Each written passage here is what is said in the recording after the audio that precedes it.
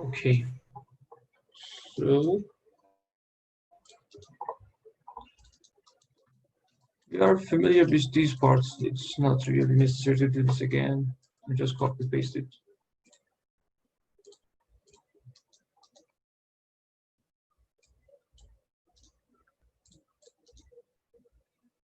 I'm trying to do this from here.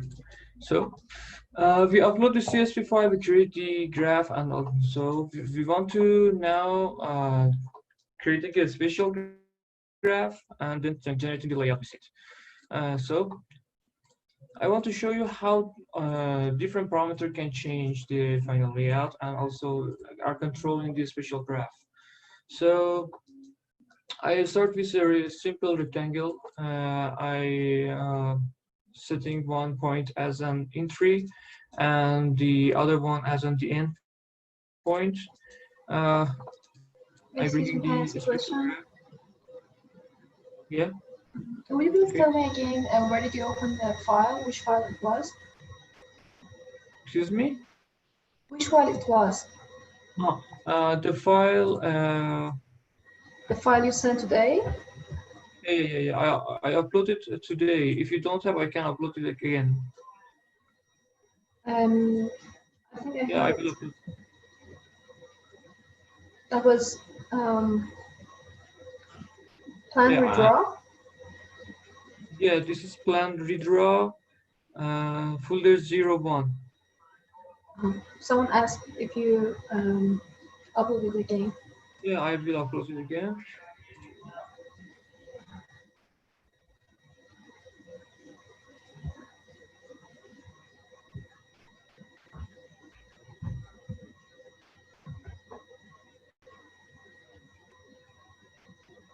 Thank you. Okay.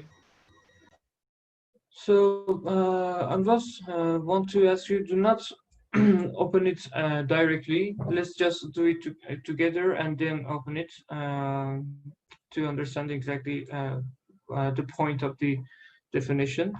Uh, okay, so we start with a simple rectangle. Just opening the CSV file is embedded with this file and the Rhino file and trying to do the Grasshopper definition by me to do it together. So I bring in the special graph and assigning this curve as a boundary. The point topology and the button for reset start point is I want to check it as this point.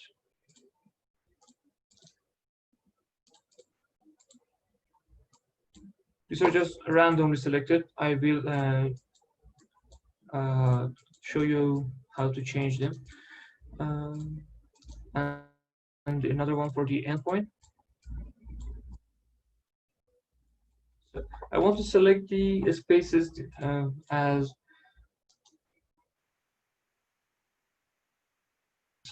and the end department. So I bring the spaces indexes here. So I know the main entrance is 0. And the garage is another one that I want to select as the endpoint. Use index 6.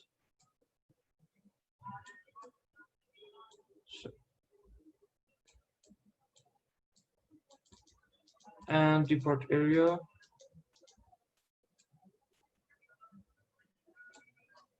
Oops.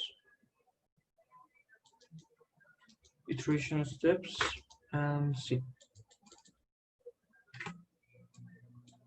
So I want to check out how it is.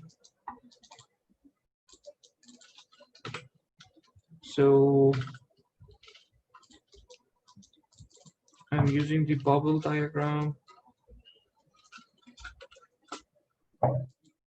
So before doing this,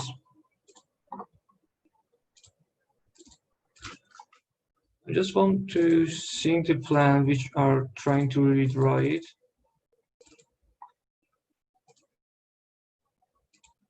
So, excuse me, I just assigned it here to have this in arena. We drag it in.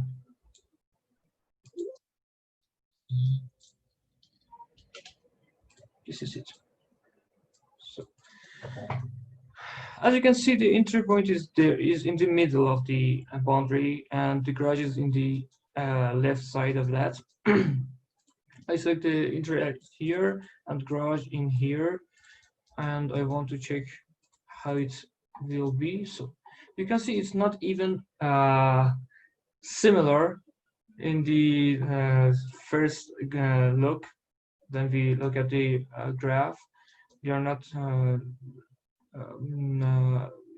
configuring themselves as a desire and we want, because we just setting 2 points and the other rests are defined by the seeds. So, and if I change state, you can see it will change.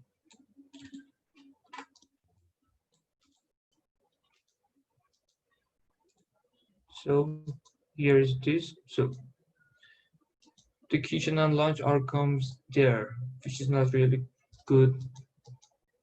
So the first thing that can aid us to have a better control on the spatial separation within the boundary is to changing the boundary shape. So I want to change my boundary shape into the L shape like this to see the effect of this and how it can aid me.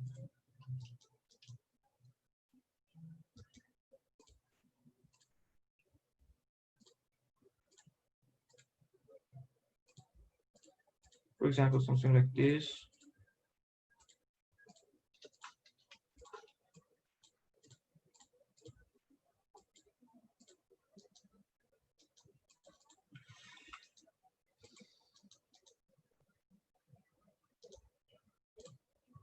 So, and here it is. I want to show the space numbers to know exactly where spaces are.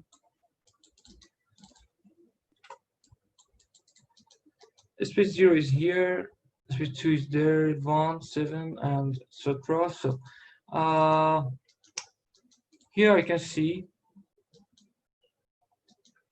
kitchen is space number 3, which is here. Main entrance is 0, which is here. Stairs and dining room. Dining room is number 4, which is here. Is some kind of nice. Well, kitchen is little need to be changed. 5 is the utility room, which is here, and it put it there. And garage is there, which is something like. But the stairway is not even near to the position it need to be. And the space 1, which is the WC. These two spaces are our problem. They are not getting the right position. So I'm trying to handling them. So I want to use the controller.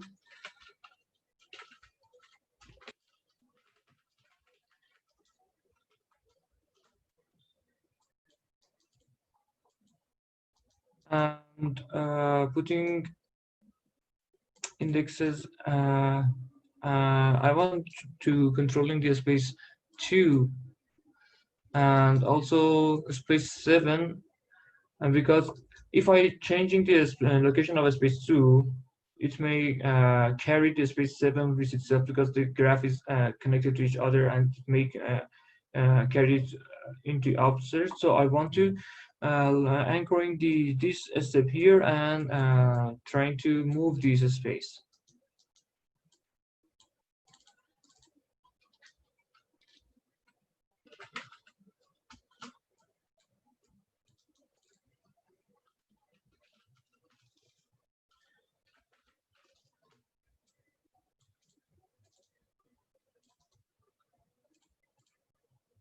For example, I set switch 2 here and 7 for here.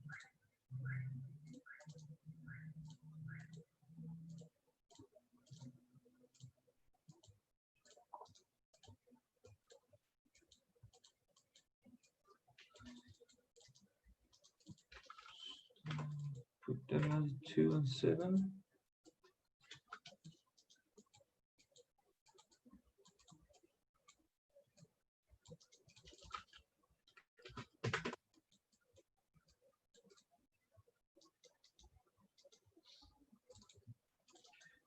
So as you can see, it changed immediately. I'm not even connected to the special graph. You can even use the controller component without even connecting it to the special graph, because it's understand this component remotely, but it's not work in the real time. If you want to see the changes real time, you need to you have to connect it. So if you want to change it, if you use it remotely, you need to reset it by your own. So so you can see that space 2 comes up, space 7 trying to be anchored in there, and space 1 is not even okay. So I'm trying to change it. I'm trying to put it there. So, and you can see, excuse me. What? Before you continue, I just wanted to remind everyone that what we are doing now, we have worked on a graph and space syntax yesterday, and we are trying to redraw the plan generation based on this CSV file and make it similar to what it is in the real design. I just wanted to make sure that you all know what we are doing now. Okay, thank you. Okay. So you can see it's really struggling sometimes to putting the spaces in the right location, and the parameter which is really effective is to selecting the right space to sign as an anchor, because the reaction of the graph special is really like key springs, and you need to do a lots of effort to understand to understand which space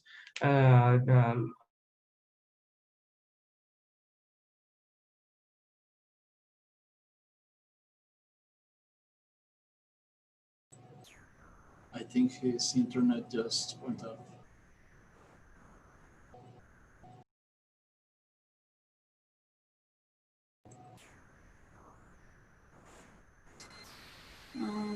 We have unstable internet, I think.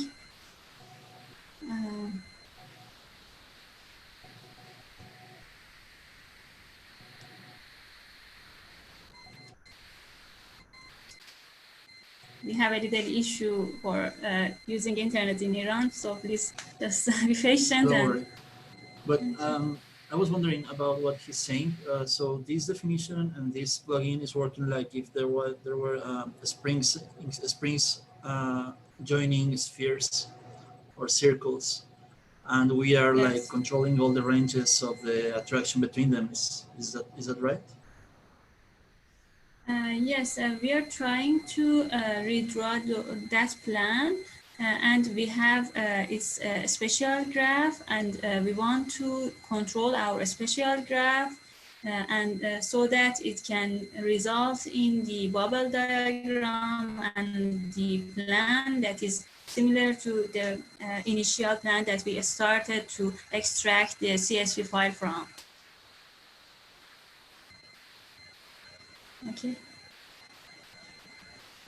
So I think Muhammad asked you to do this exercise yesterday, and now he's trying to explain how the method should be used in order to get that result. Okay. I think Muhammad is trying to get back, but Yeah. just a Excuse little. me, I lost my connection for a while, for a minute. Okay, no Now problem. it's okay. So where was I? A bit of broad question. What's the broad question?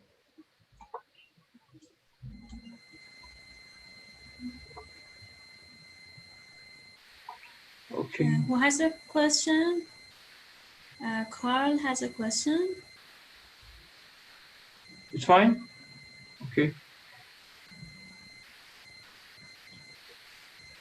let's continue. And we don't have your screen. Yes, please. Yeah,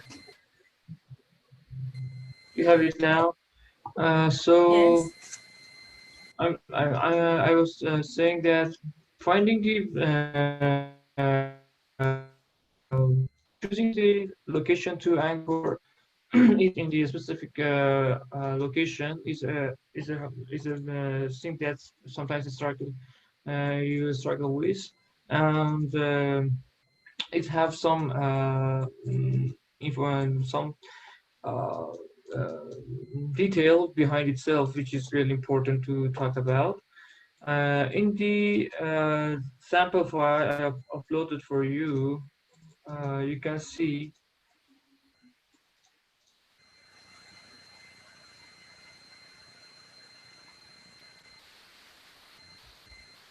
here.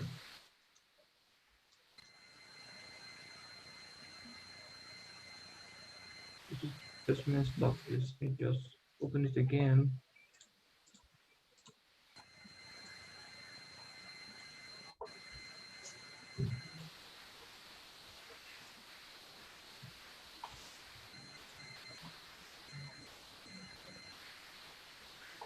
Oh, I don't know why it's changed.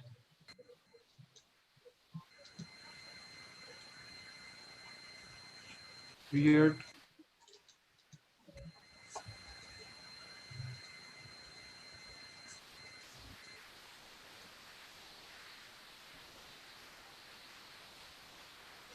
So let me just correct it again.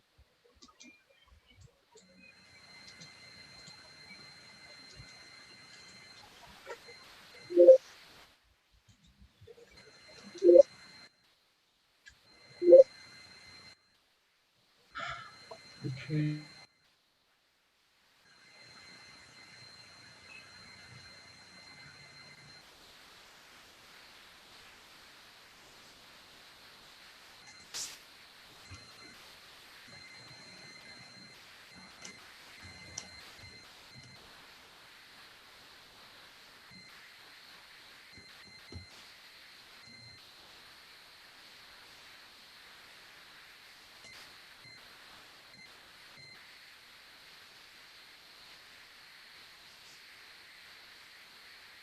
I think he lost his connection again. Maybe we can all start to exercise of what he's trying to say. Because you have the file, and we are going to check the control points and move it in a way to have the result as the plan that is told. Two critical spaces for checking our special graph feed is, I think, the lounge and the garage. Yes. These are two spaces that are apart from each other, and also the dining room, which is in the top of the plan. This can be also another point that can be checked based on two control points. So we have 4 points, as I told in the first part of today's session.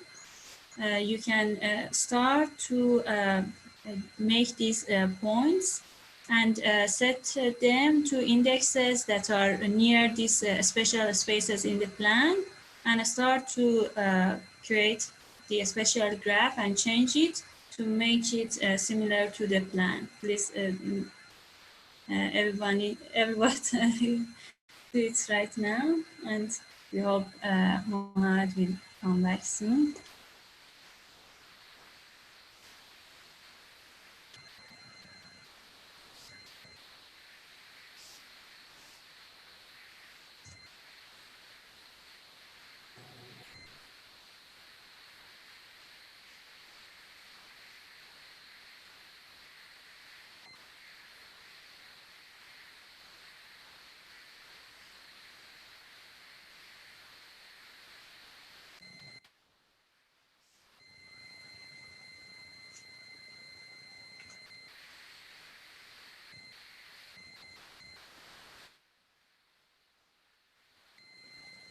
Yes, we have Mohammed. Yeah, excuse me. I don't know what's going on. My internet is too weak today. Uh, Let me just share my screen again. I told the participants to they also start to check the control points to the spaces that makes it similar to the plan. Mhm. So Okay. we can So, continue.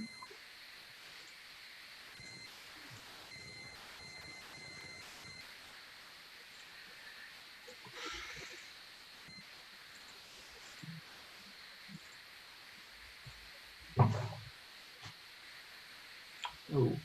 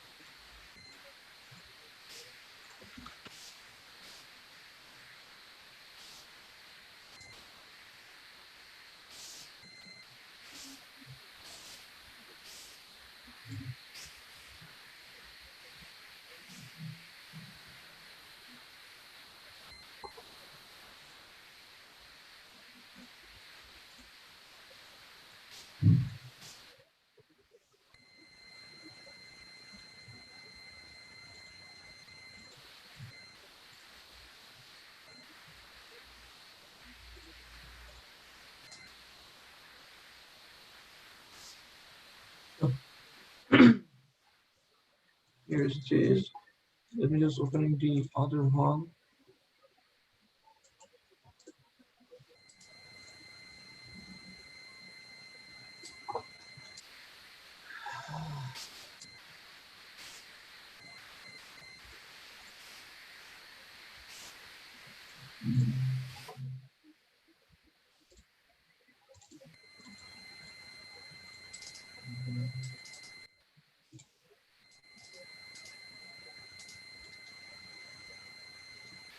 So, I don't know why it say I missed my point.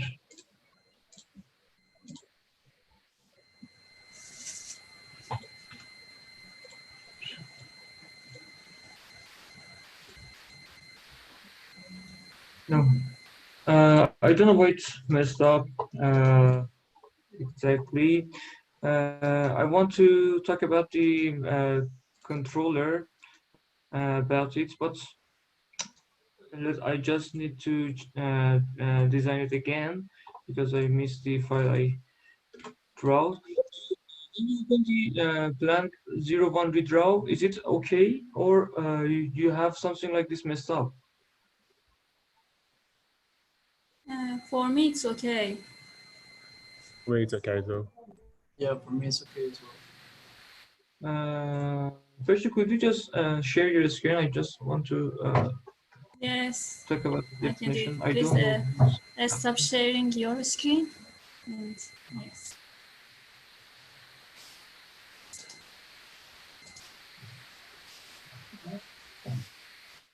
Okay, you can see. Uh-huh. So let's just zoom into the parameters which are connected to the control point and the start index. So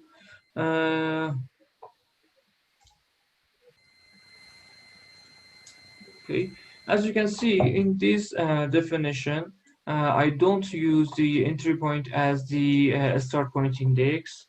And also the endpoint is not necessarily the point that we want to use as the end of our the graph. So that's because I struggle with different kind of formation. This plan is not actually the final layer that is produced here is not really similar with the actual plan 100%, but it tries to locate the traces in the location which are near to the space plan. But the as I struggled with in the example I did from the scratch, you can see that the space 1 and 2 are the problem we have. They are not find their location well, and this is because of that the relation between them is not really the relation between them is really it's some kind of the subspace of a whole that and the abstraction level that we talk about in the uh, uh, relation foundation for spaces. So please just opening the file 02 and checking the layouts that produced in in within that definition with the definition 01. I want to explaining the This changes. file.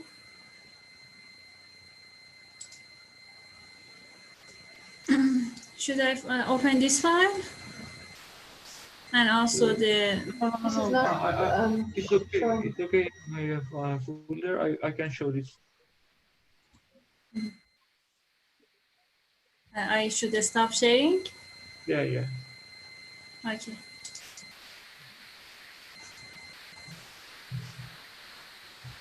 Maral, you had a question? No? Okay.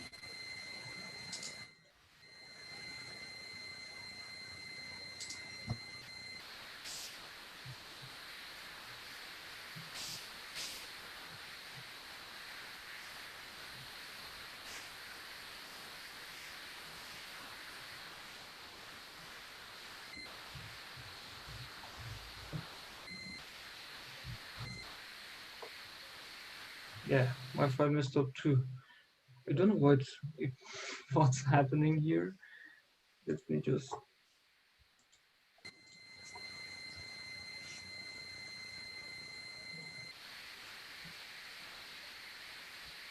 I think it's okay. We can do it together to exercise how we can set these points and how we can change their place to find the similar plan.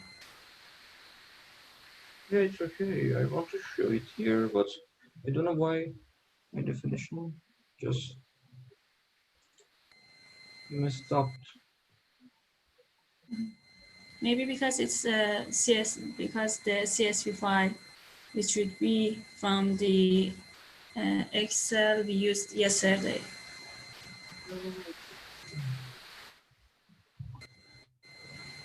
Okay, I think it's okay now.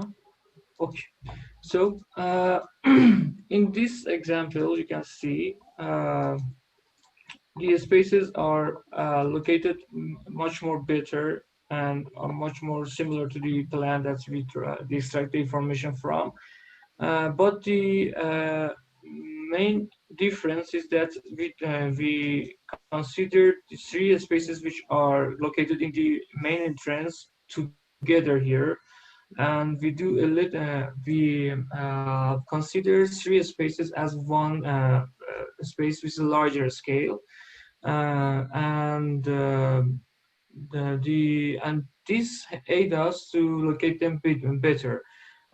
So I just want to show you here within the CSV file.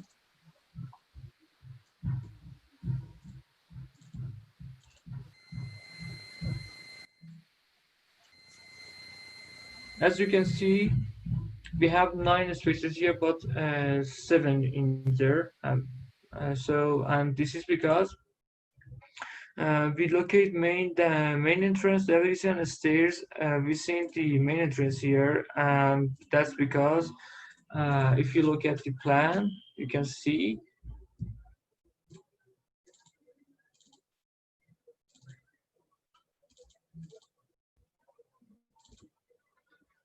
so this kind of spaces which are this kind of spaces that could be considered as a one space with some sub spaces within themselves, sometimes make it really hard for us to abstracting the relation and creating the graph in order to have a find a space location and a spatial graph. And the point that I am trying to say is the level of the abstraction is really important, and we should to know how extracting the information and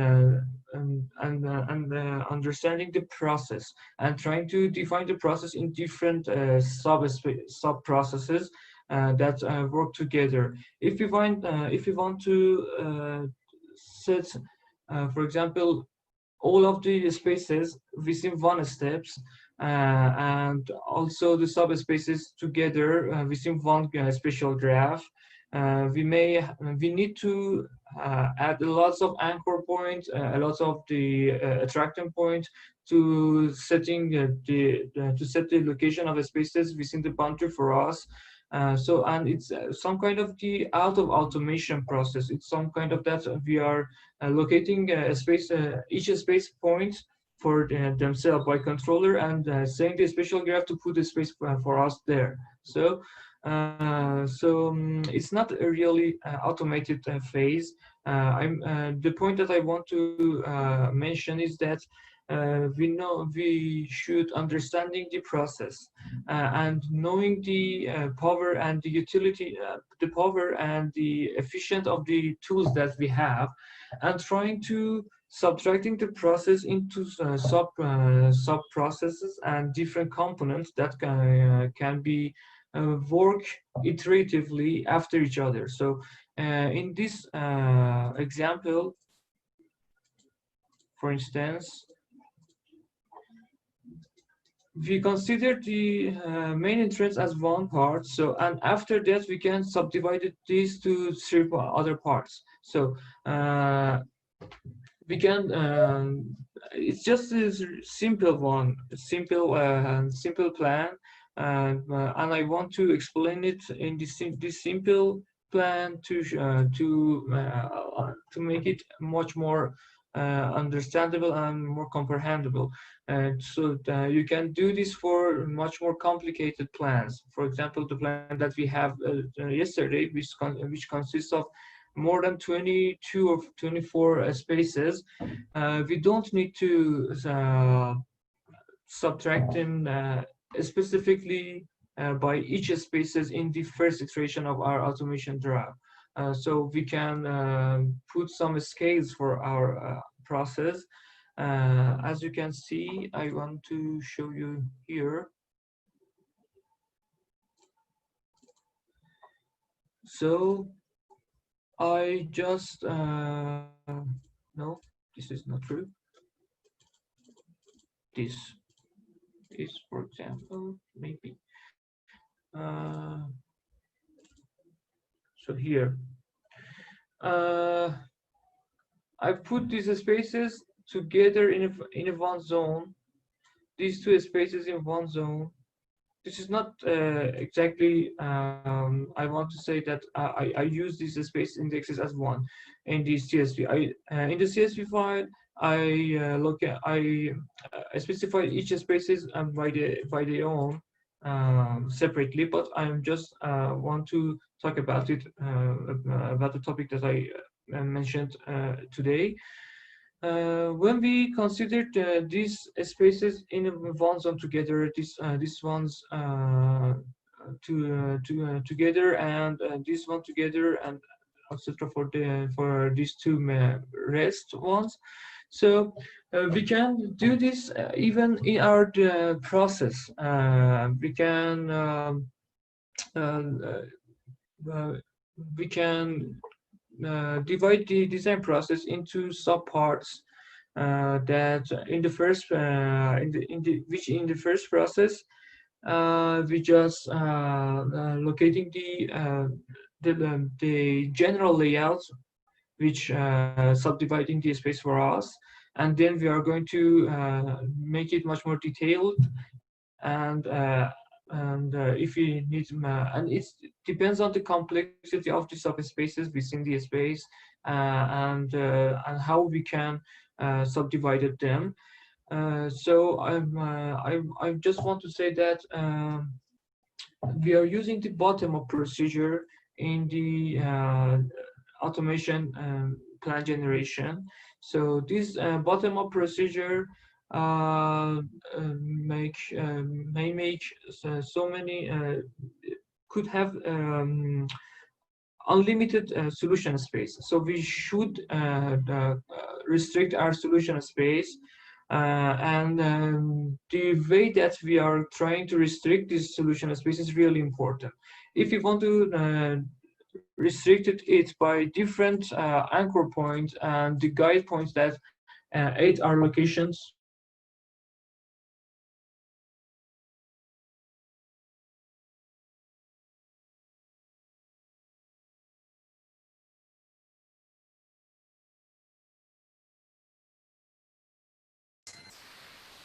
Okay, I think again he lost his connection. I want to say that he's trying to say that by making the plan simple, it helps us to design the plan generation. Because if we have lots of subspaces, it would be too complicated to generate the spatial graph and also the bubble diagram and the generated plan. So it would be better if we lower the number of spaces by making them compacted to each other. And then in the next step, we can make them split with each other and separate them in the next step. As you remember, we told in lectures we had yesterday that it's not possible to design in just one step. We have to split the design process and make it gradually and complete it incrementally. So it's very important to know how to handle this kind of complexities to have the output that would be um, operated by machine. So yeah, it's okay. I'm sorry for my interruption, and I come back again. I'm just wanna continue what I'm saying. So uh, I don't know where was I. I talk about solution space and the bottom-up procedure that we have and the maximum tunability can be reached by the bottom-up, but this tunability need to be controlled because it may lead to an infinite uh, as an infinite output that may really make it hard to reach the desired ones from it. And the way that we can restrict this tunability is really important. We can, for example, have a lots of, I can controlling the space 1 and 2 in this example by adding 2 other controller here, but it just, that time I was not, I was a person that designed this location. Machine did not do it for me. Uh, so in a way that we can do this is to subdivide it into different scales, and to and the one and this methodology, I guess, which is acceptable for us. If we are coping with complex problem, we need to understanding the different scale objects which this problem could be subtracted to, and understanding how we can define these scales and how the scales can cooperate with each other. And this is reachable when we know the power of the utility that we have. So every tools we use as automation for design process or on other complex problems we can solve have limited power and limited tunability. So the things that we should consider is how we can separate the complex problem to different parts that our tools can operate on them and create output for us. And then we can do it in the repetitive process and ask machine to do this for us. And this procedure planning is exactly the process that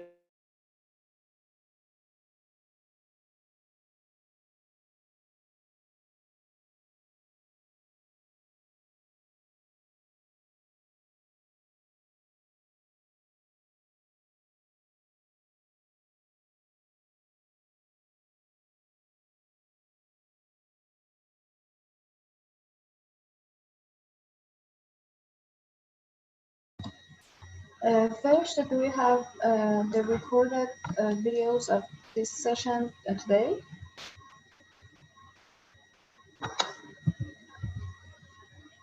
I can't hear your voice because of, you're muted.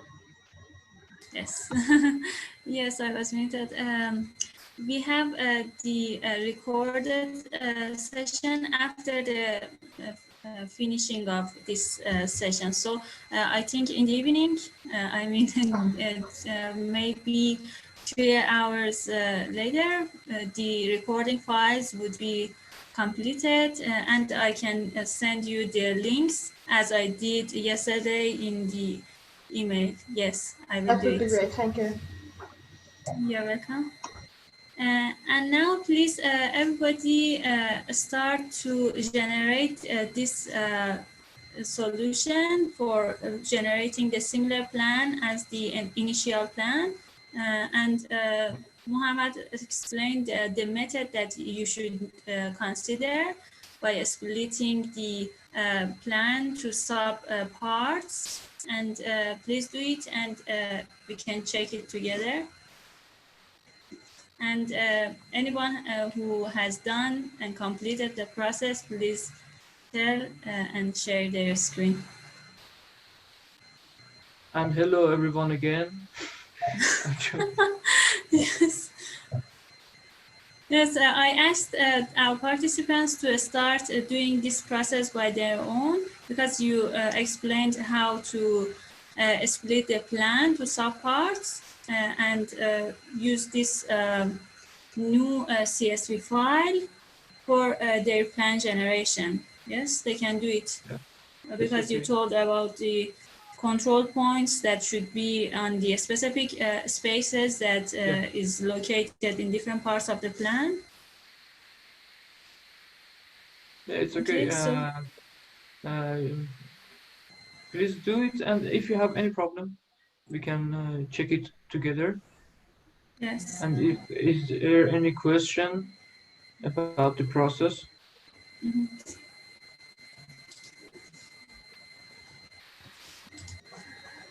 Yes. How should we Please. start first? Excuse me? How should we start? From which part we have to start? Uh, Should you I have start with the CSV file? Okay, you're gone. you have the sample file, yeah.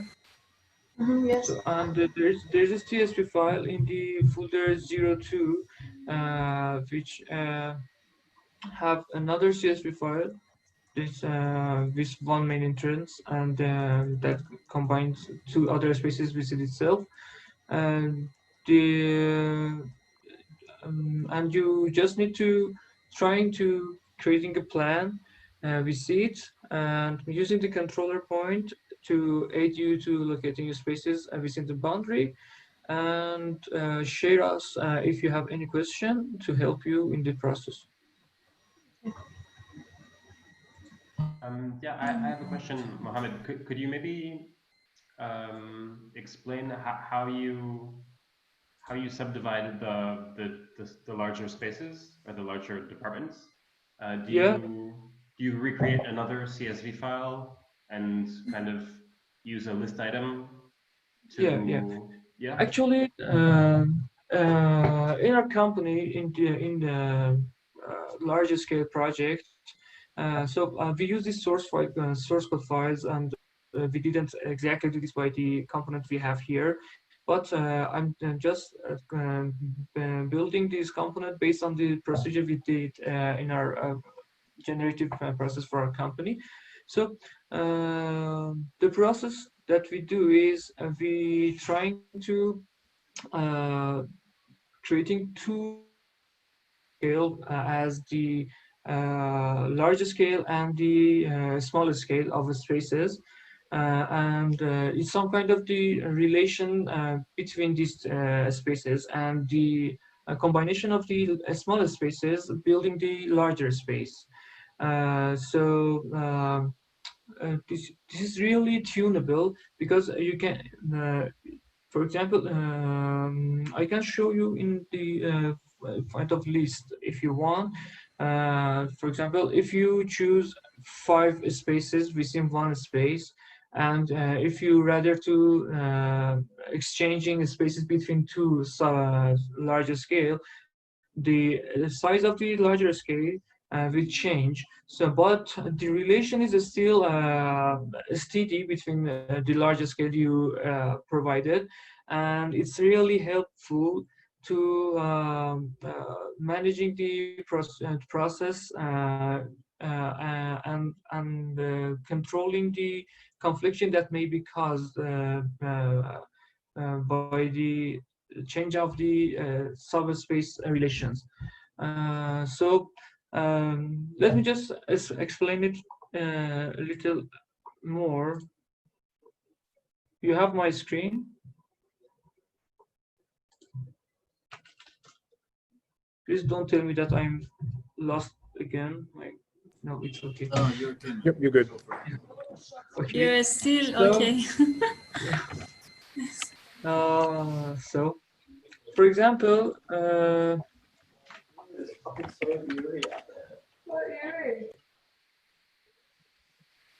okay, considered in this way, you have a list of spaces. Let me just, how can I'm just showing as objects. You have a list of these are representative of G spaces, for example.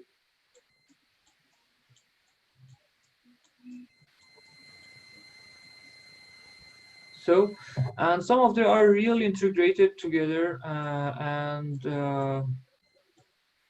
this one to this one, and also this one with this one, that one. So, and you see that the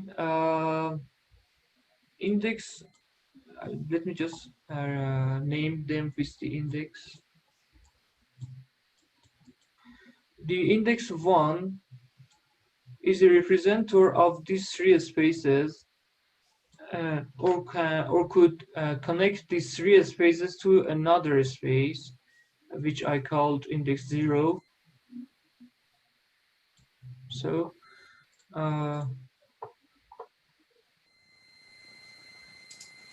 okay, and these spaces are not related to any of those rest one. So I can what's happened? Oh yeah. So what happened here is I can consider it as a larger zone. So and represented and setting index 1 as a representative of this larger scale that I build, that can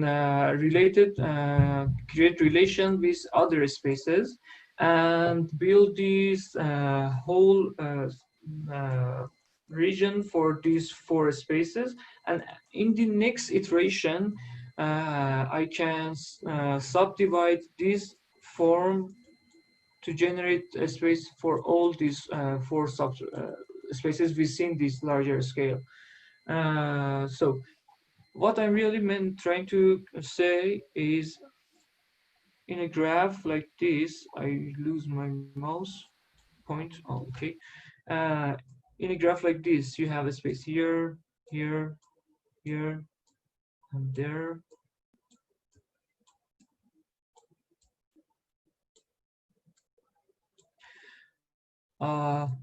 Maybe they are connected to each other.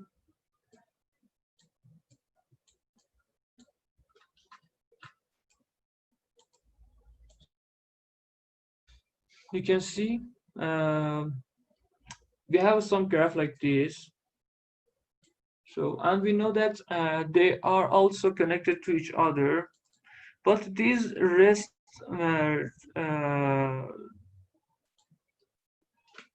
point or spaces are not really related to these ones, are not really necessarily need to be connected with those spaces. There are some spaces that are related to this one. So we can consider those whole as a one and represent it as a larger scale.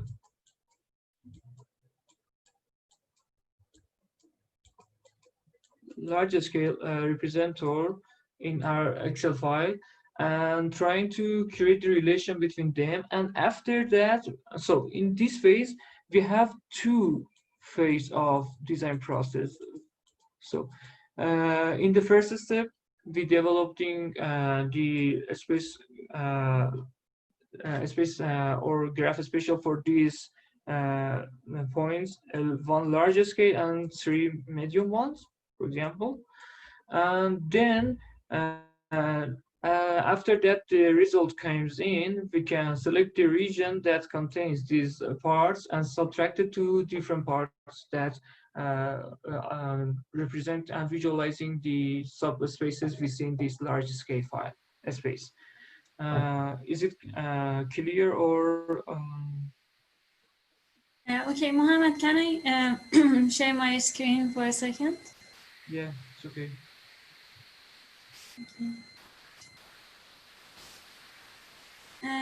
As Mohammed explained on this plan, the first step to split this plan is to check the accessibility of these spaces.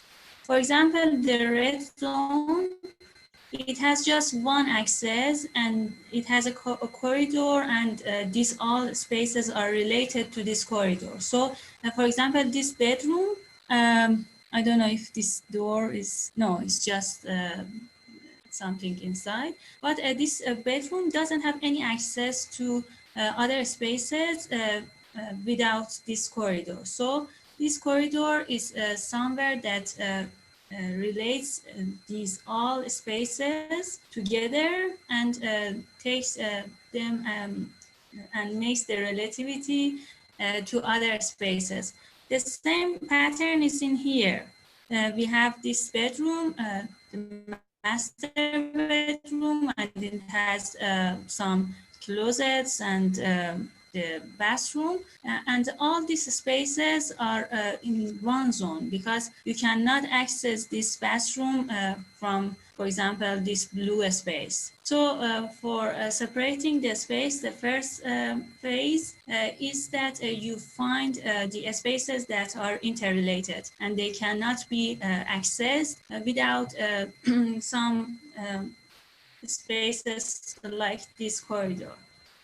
So in the first step, just split it into these parts, and then you generate the plan based on just these sub parts, based on these, overall parts, and then in the next step, you can regenerate the spaces to and split it to sub parts. Okay, I'm finished. Yeah, okay, thank you. So, is it clear now, Patrick? Is it okay? Okay, fine. So, if anybody has any question about this procedure, please ask.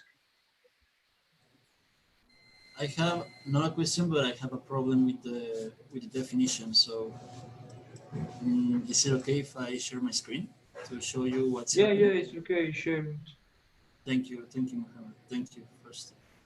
Okay, so let me know if you can see it.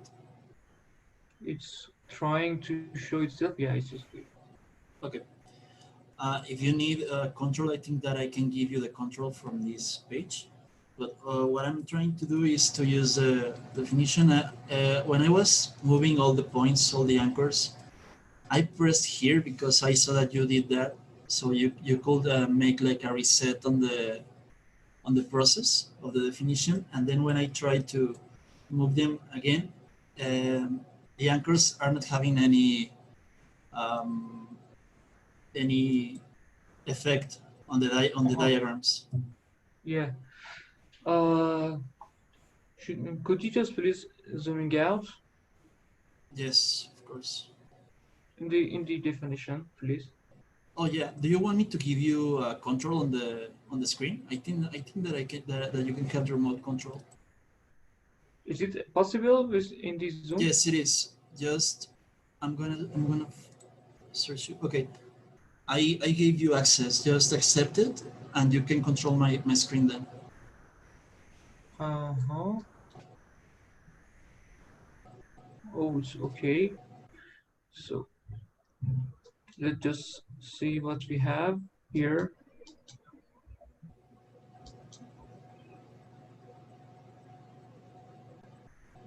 Oh, I think I lost him again. Oh my god. Mohammed, are you there? No, I think he has lost internet. Yeah, he lost it. I'm going to wait for him again so I can make this, Okay. okay? But thank you anyway. You're welcome. Sorry for these interruptions. It's okay, don't worry. And please, anyone else has the problem Mohammed, are or you there? you are trying to... Don't worry. It's okay. Should I give you again access to the screen? Yeah, yeah. Could you just send me your definition file? I think it Yeah, of would be course. better. Don't worry, I'm sending to you. Thank you. I think having control on someone else's screen needs a powerful internet Yeah, and yeah, it's very. something that we don't have. We were using this in the digital filters workshop, and it was very helpful because, for example, you guys that are the instructors, you just got into the problems right away, and there was no necessity of sending files and stuff like that. But yeah, I'm sending it to you. Don't worry. Just give me a minute, please. Okay, thank you.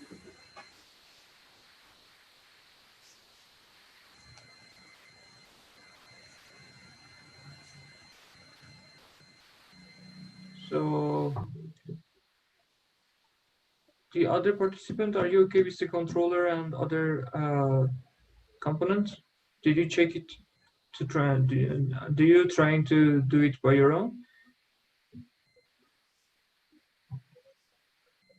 We assume that you all are trying to make the plan, and we want to have it from you in 1 hour.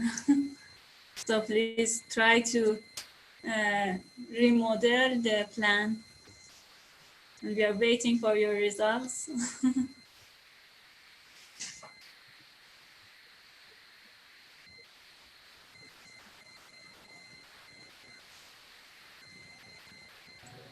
Mohammed, should I send the CSV file as well? No, no, no. It's okay. Okay.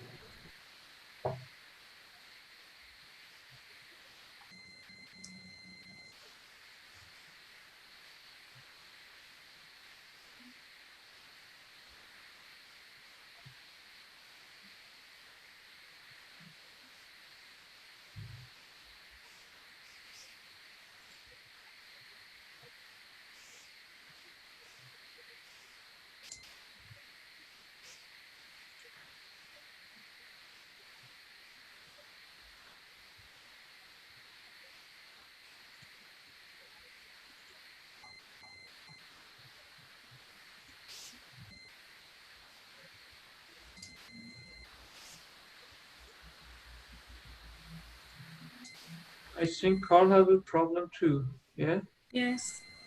I sent the file. It's called problems.rar. No, it's okay.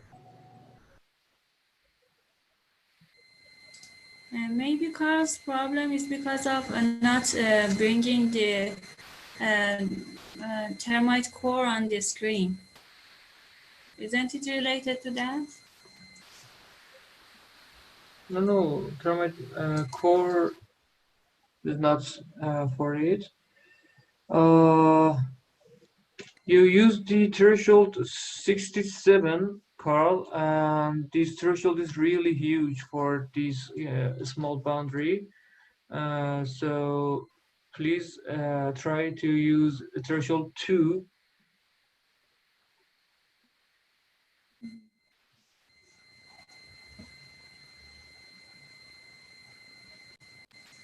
Okay.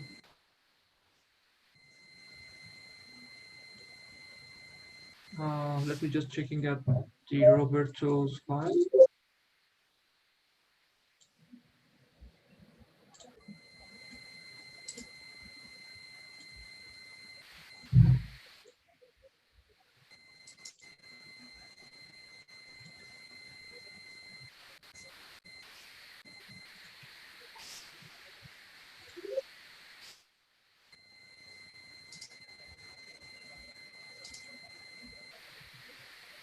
So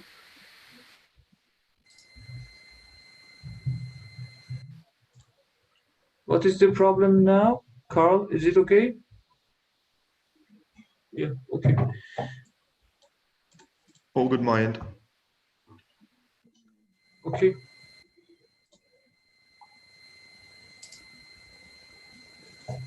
Yeah, thanks, Carl. You have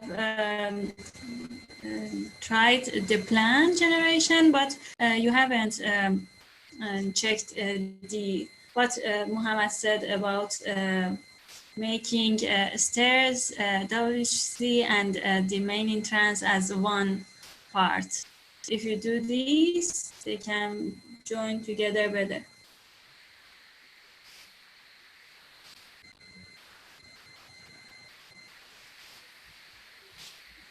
Roberto, I'm trying to opening your file. Is there a problem with it? No, no, no. Okay. I just want to update you.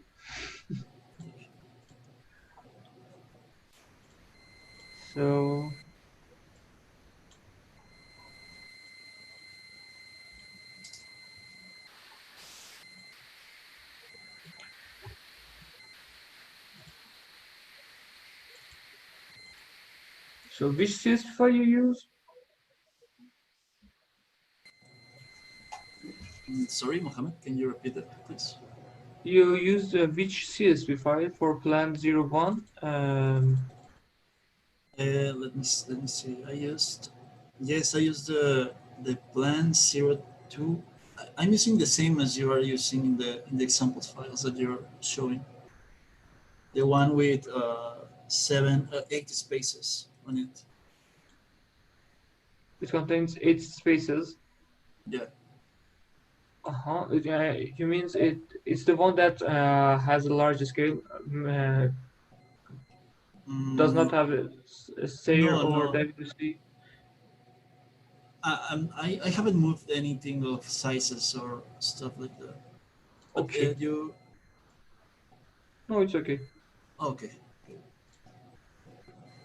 So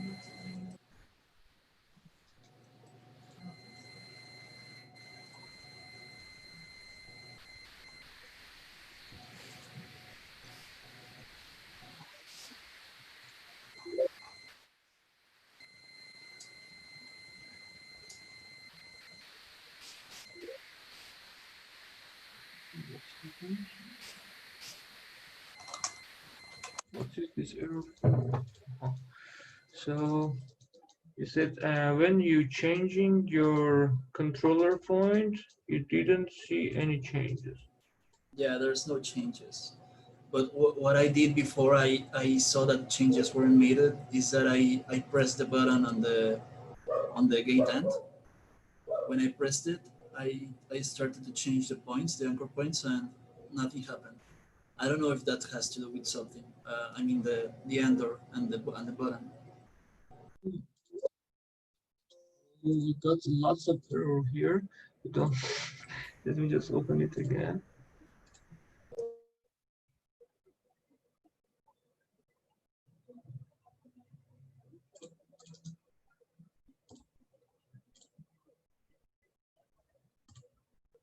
Yeah, I share my screen to see. Right. Mm.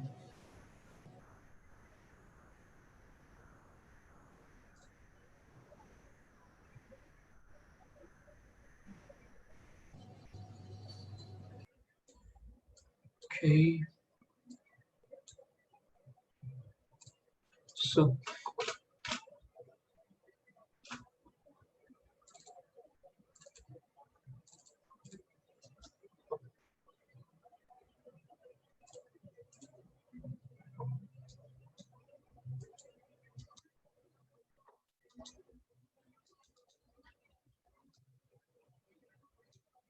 I got an error here. So let me just. I don't have that error, man. Actually, I don't have errors in any of the components. Just checking it with the smaller iteration to see what's happened.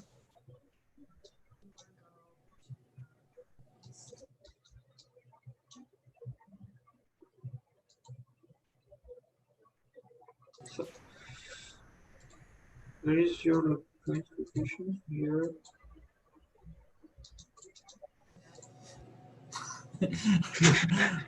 What's going on?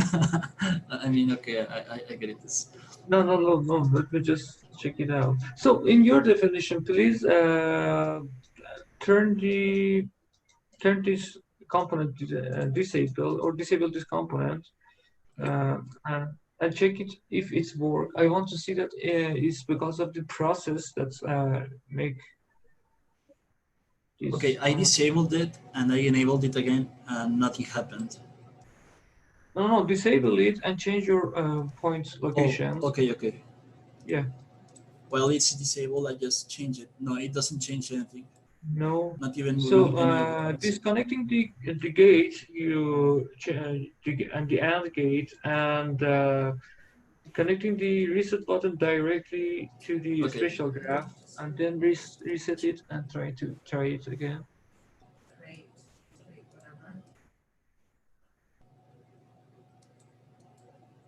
Okay, now it worked.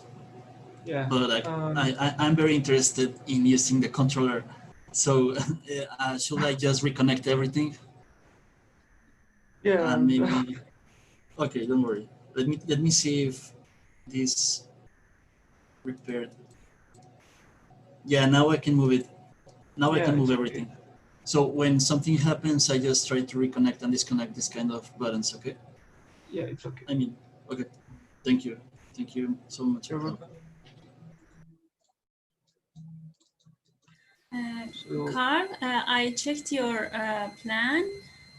It's a little similar to what we need for our plan, but you still have to work on the garage location, and also, as I mentioned, about the entrance and packing WC and stairs in one part maybe, and also the launch should be a little different, the space.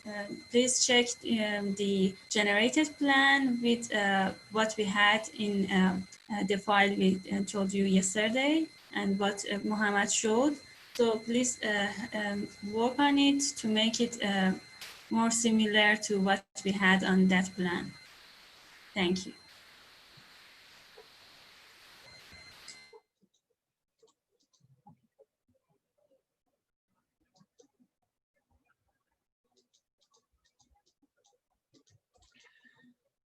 so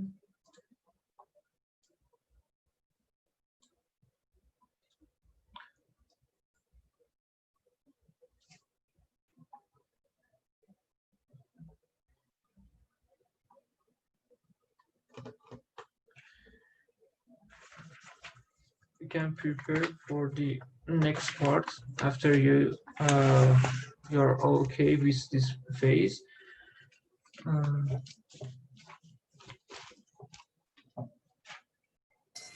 Maybe it would be good to see what all participants Yeah. have prepared. Yes. Please, everyone who has completed the process, please send us a screenshot or let us know what the process is going. Yeah, please send your screenshot to understand what's going on, and then we can Yes. move to the next part. Yes, because we want to get sure that everybody is in the process and you are following us step by step.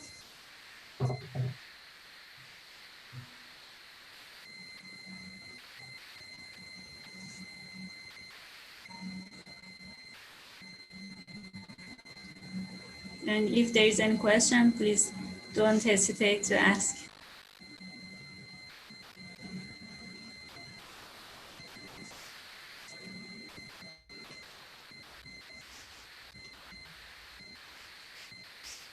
Oh, there is one chat.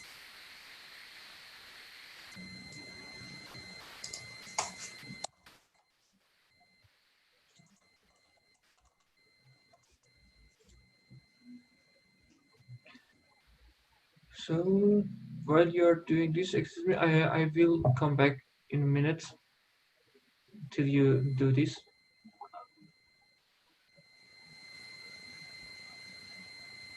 Okay, another participant has sent some. Let's see.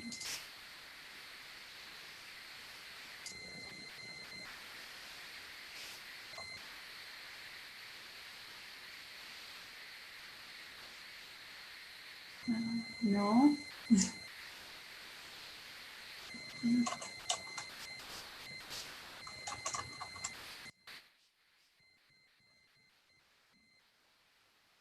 Yeah, that's good. Thank you. And thanks, Kamyar. Yes, that's good.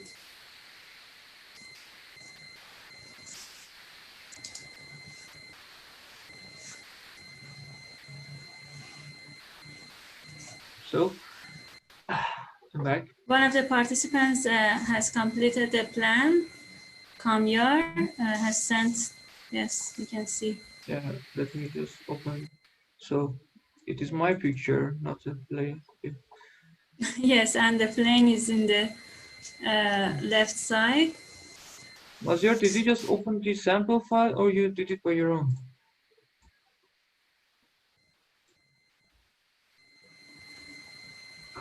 Excuse me.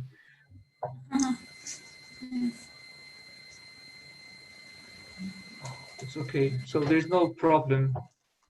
You don't have any question. It's just okay. Yeah. Carl just sent the.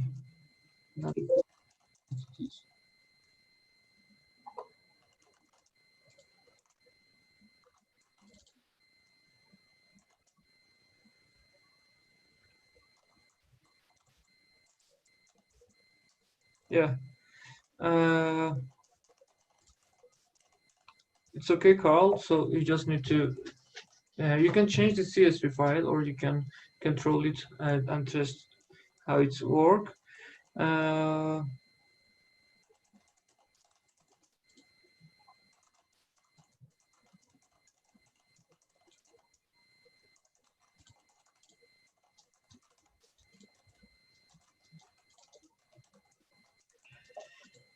So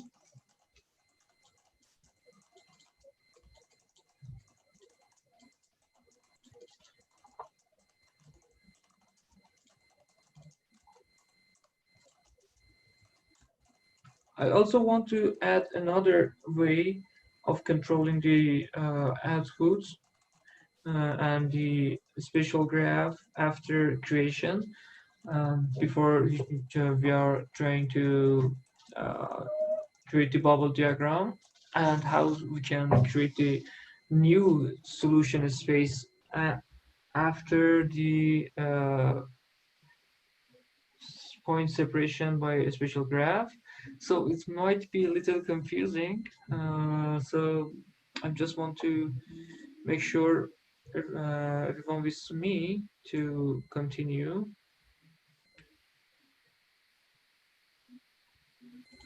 Please send us your screens to understand that you're all fine with the sample file, and then we can move on.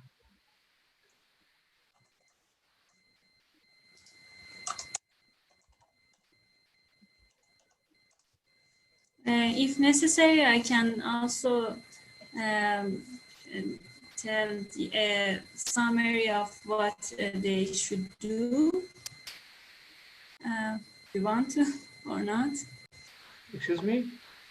I can tell a summary of what processes they should do to complete this process, to draw the plan. Yes.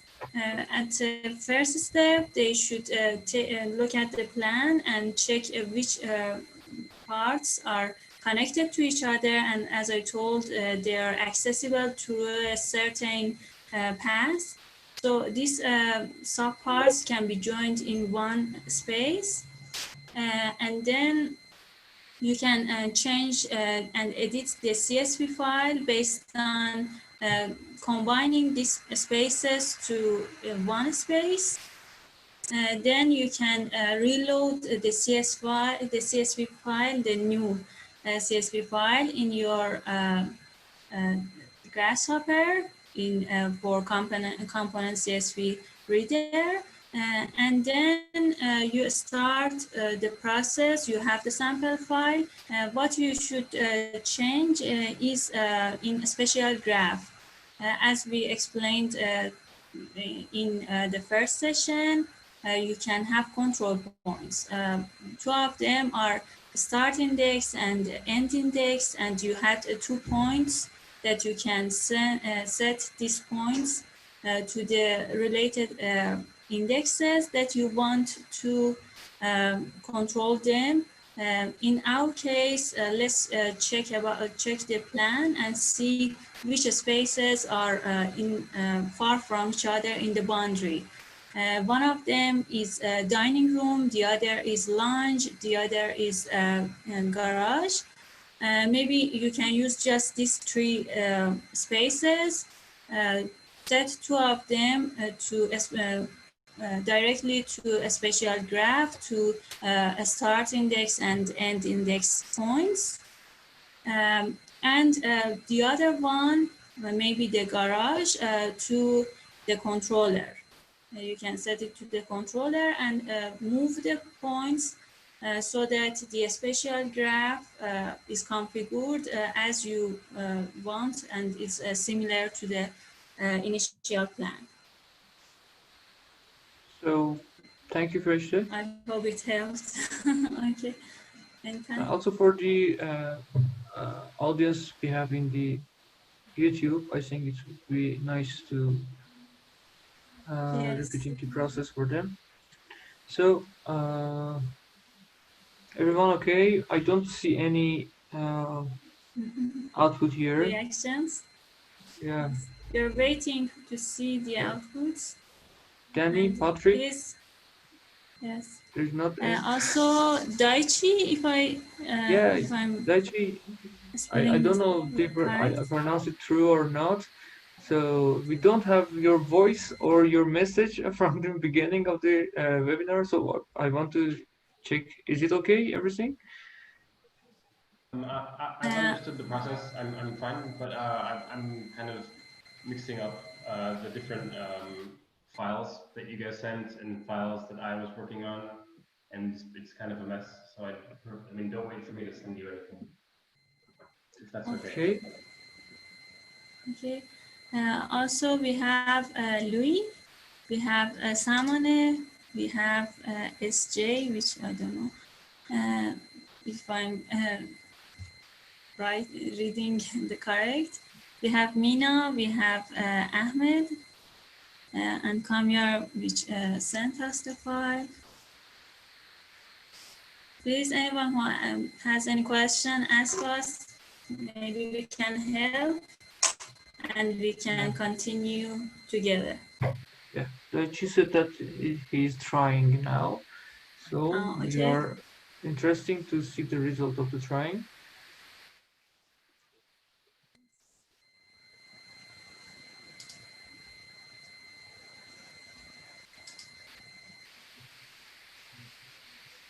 As I told in the first of today, if it is possible for you to share your video, we can see that you are there, you're working. It makes more interaction together.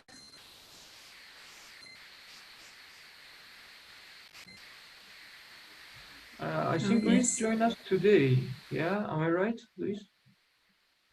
Yeah, I think he wasn't here Yes, yesterday. yes, I was yesterday also, but I was just problem. I just saw the second session because I was using the time Okay. zone. I'm So working Okay. on the script right everything now is to okay. make Everything is okay, this. and you Yeah, don't have any I'm questions about the process. no, not yet. I'm working on the script, so I can show you later. Okay. Okay. And we have Danny and Roberto that have sent their screen to us. Let's check.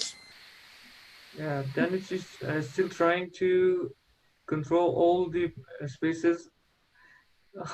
Separated, yes. Yeah. I can't seem to get the garage under the utility room, which is number 6. Okay, so I want to say that why don't you just trying to use lesser spaces? You are trying to have stair, main entrance, and LC all together in this file, and it's cause a problem for you. So if you just trying to make the CSV file that contains those spaces together, it's make it easier for you. Yes. Yep. Please try to combine these spaces in one zone, and then your problem will be solved, I hope.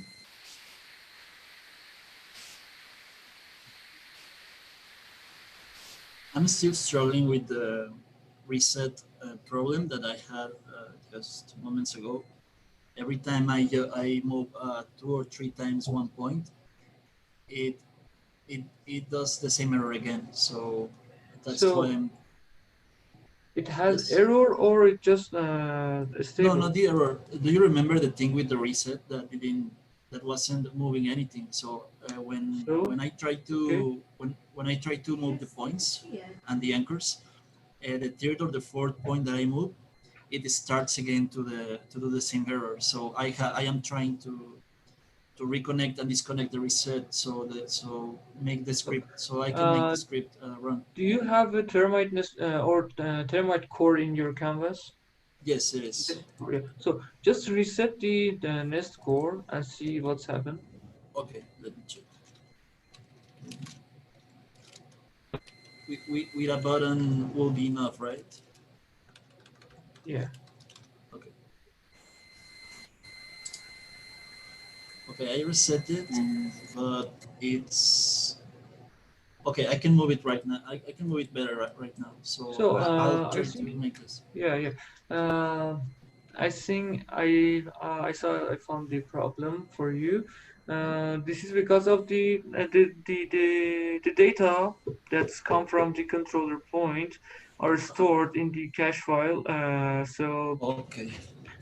So you need to reset it after lots of movement to and Termite-Nest core can do it for you.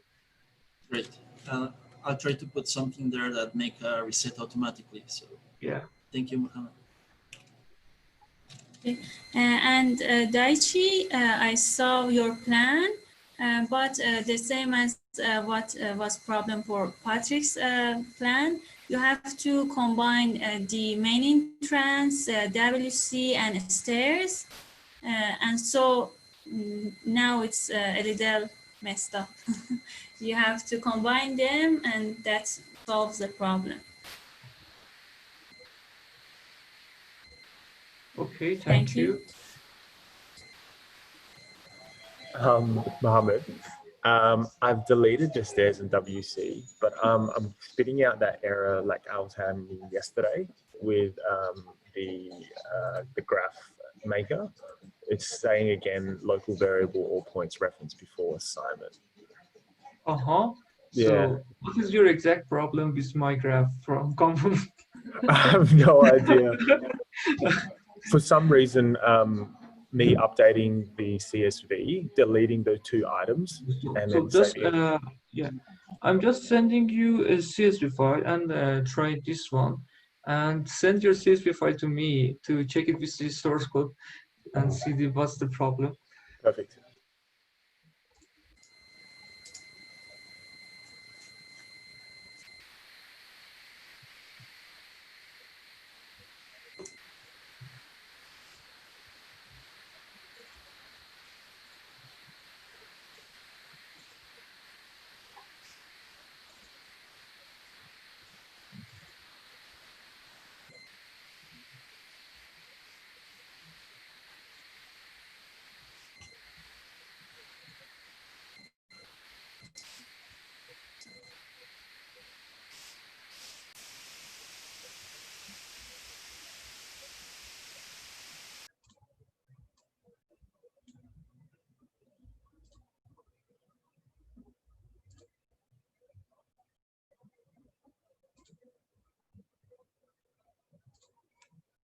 Sorry, I'm trying to send it, but it said yeah, your network is disconnected. I don't know why.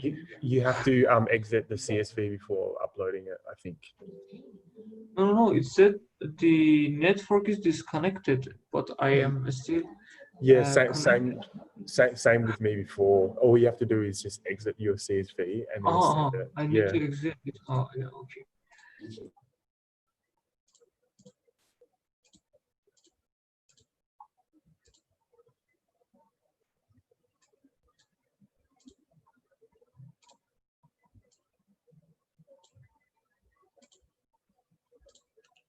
God, I exited. Nothing is not open. Oopsies.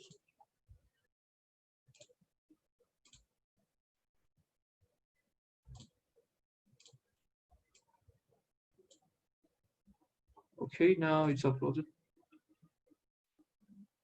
Let me just checking your Thank you. CSV file. using the source code, see what is exactly the problem. I forgot to check your last CSV file. This is source code. Now I'm trying to do this.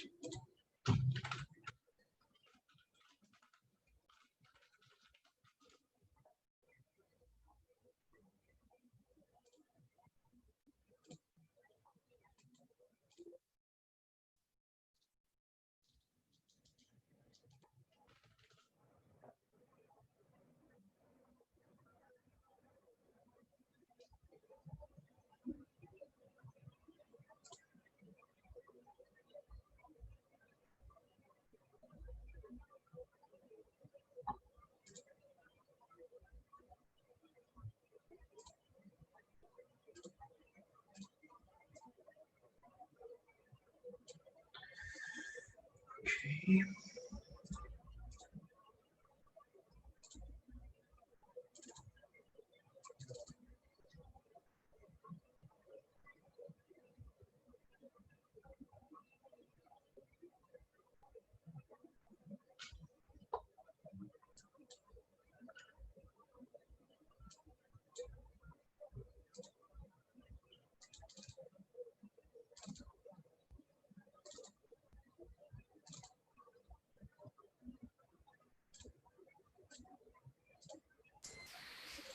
Daichi, I saw your plan, and now the place of different spaces are not as we asked for. Because please refer to the plan that we started this CSV file from, which is in the last assignment of yesterday. The step 1, yes, we had it. As you see in the plan, a lounge should be in the bottom of plan. Also, a garage should be in the left part, and the dining room in the upside. So please check the places of the spaces and use the control points so that you can set these spaces near to the index of the related spaces. Please do it again. Thank you.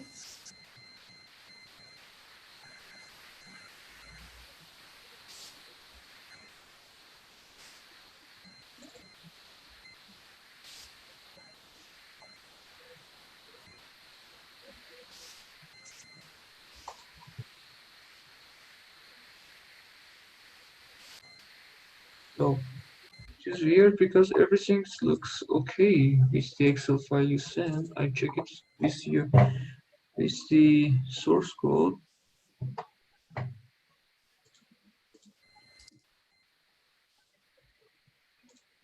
On to finding the problem. 501. Uh-huh.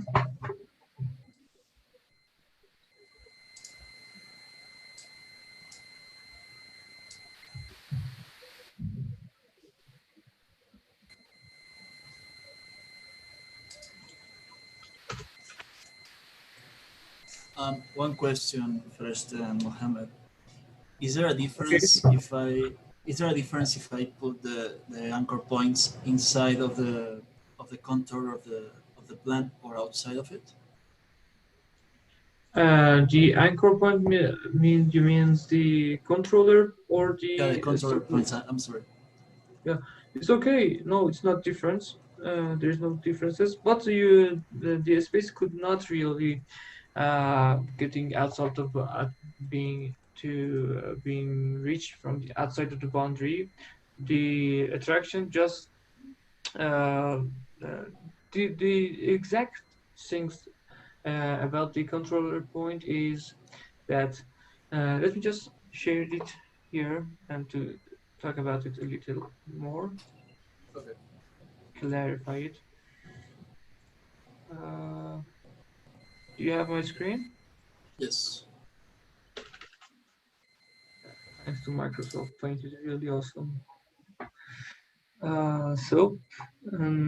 For example, the method that controller point work is you have spaces that are related to each other, and there is a force that combine and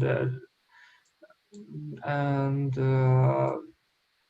reserve it themselves in the adjacency of each other within the relation that you provided for it. So, when you select this point and trying to attract it to the anchor or controller that you provided here, the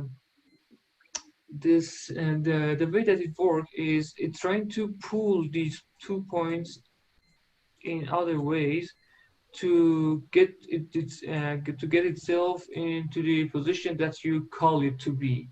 And so, and this is exactly how it works.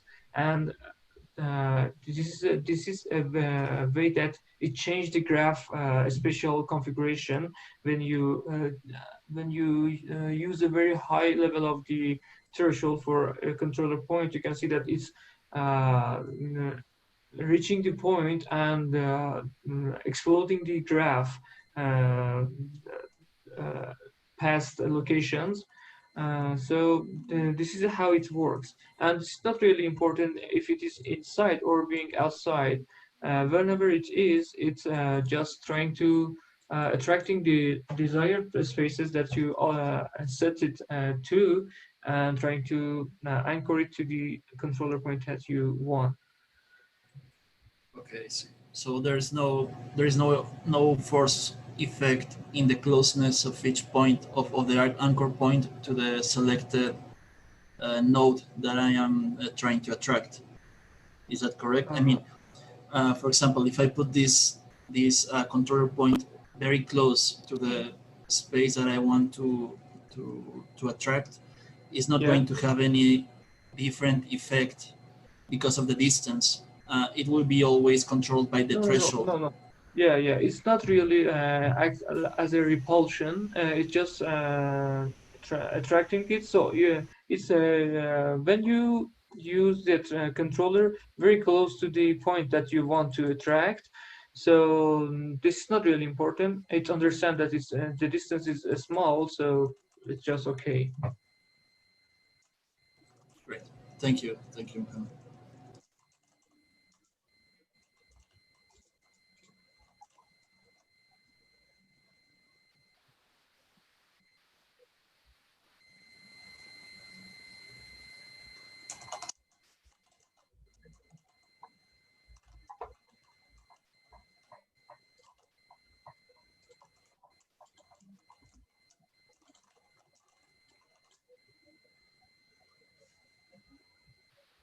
So I think it would be nice if we just checking the participants' work within the next 10 minutes to go into the next part.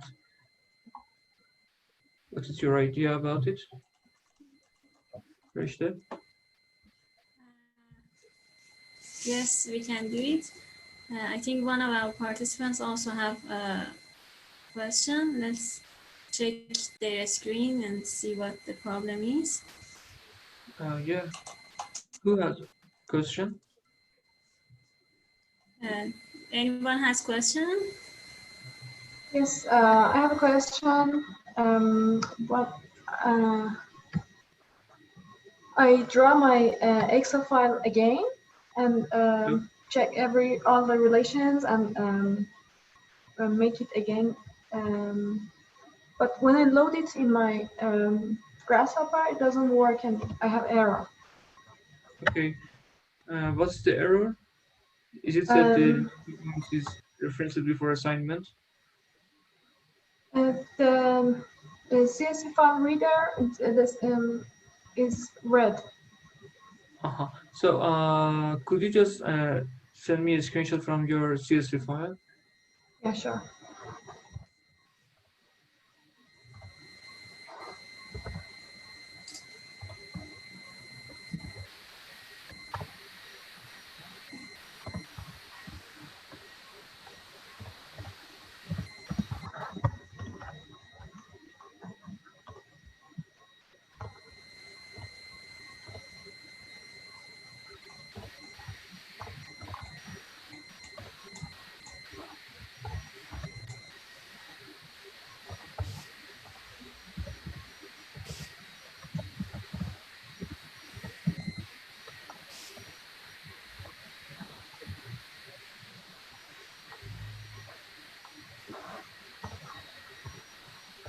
Sorry for taking too long.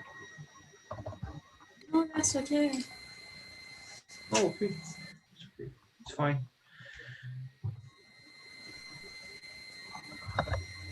I sent it.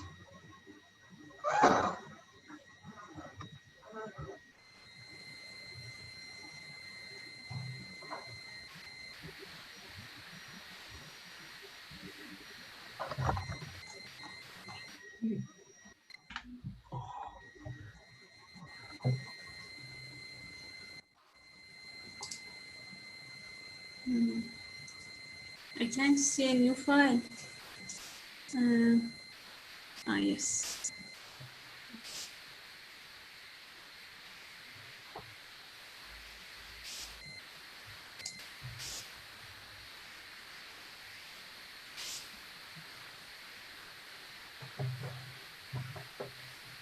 So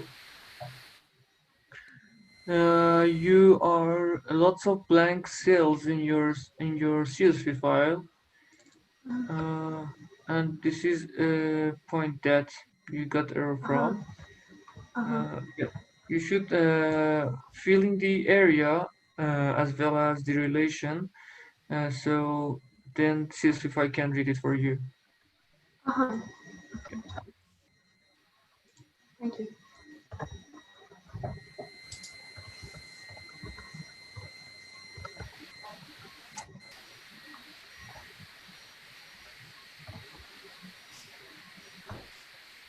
Okay, anyone else has any question? Or you want to share with us your final plan?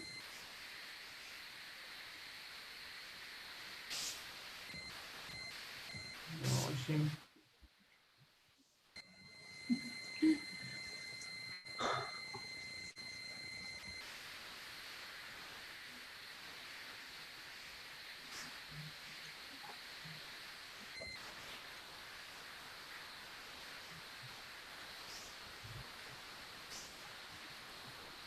Okay, what should we do now? Mohammed, what's your... Yeah, we can. I think we have the question and error of most of the participants, and we check their output. So now we can going to the next topic, talking about the generative design and evolutionary process. Okay, sorry. Before you continue, I just want to ask participants to complete this process, because we spoke about all the errors that you might have, and you can check it after session. Now let's everybody follow what Mohammed will tell us. And tomorrow, please bring us the completed plans, and we can again check it together and start other sessions. Yeah. Thank you. Thank you, Roshted. Okay, so everybody, let's just diving into the new topic, which is really cool, generating process. I just want you all to start with me and trying to generating the process and doing the generative process step by step with me. Let me just see. I don't know where was the file. I can send you the example file, but I don't want to send it now. I just want to do it step by step together, and then I will send you the sample file to check it. So I'm just sending you the CSV file to test it with me. I'm sharing the CSV file in the chat.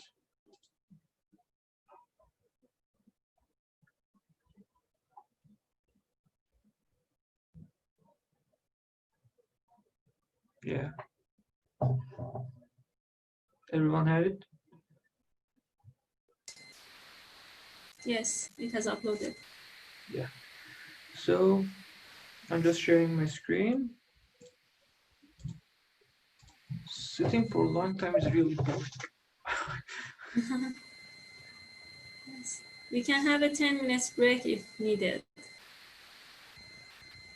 Oh, it's okay, it's fine. Okay.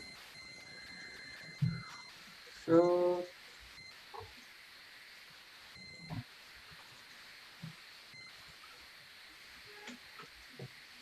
let's start together.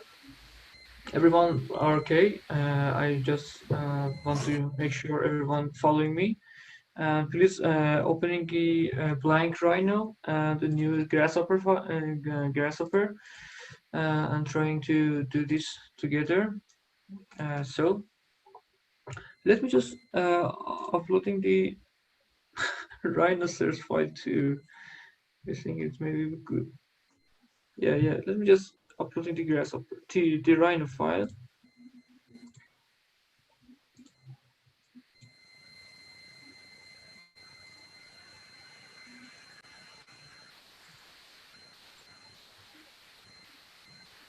Where is the chat room?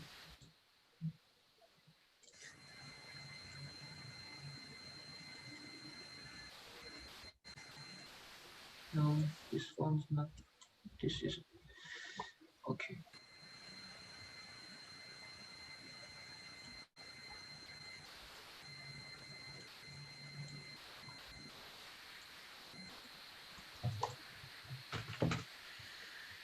So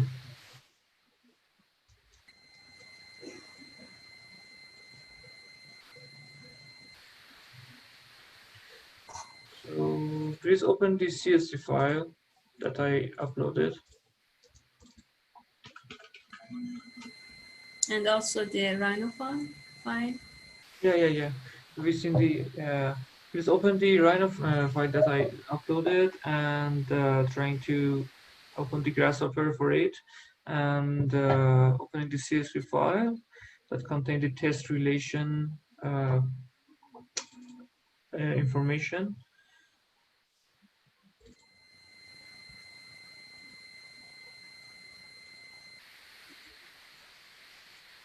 So now the process for generating the graph is the same as the past video we did. Using these two boundaries to generating the graph and the space syntax.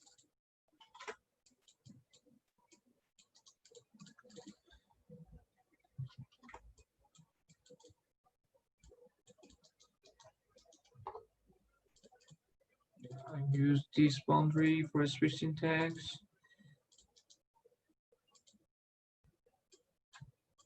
Selected tree, it's okay. And the areas,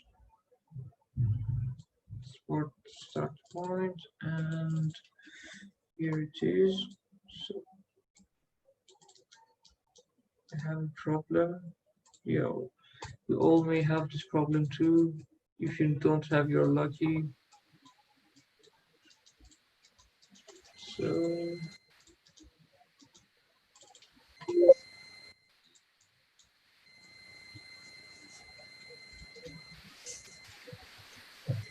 So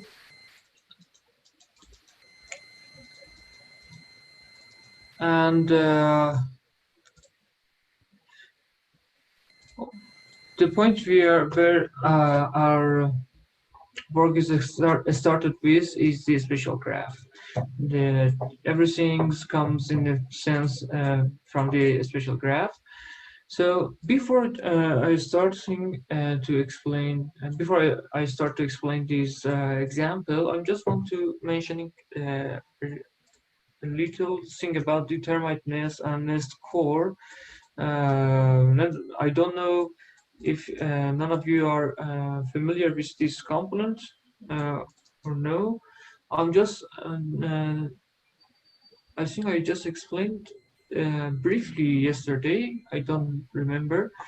Uh, so if you opening the Grasshopper for the first time when you start up your Windows and you're trying to use the Termite-Nest, if you dragging the special graph into the canvas, it will ask you to dragging the Termite-Nest core into the canvas to start because it couldn't work without the Termite-Nest core.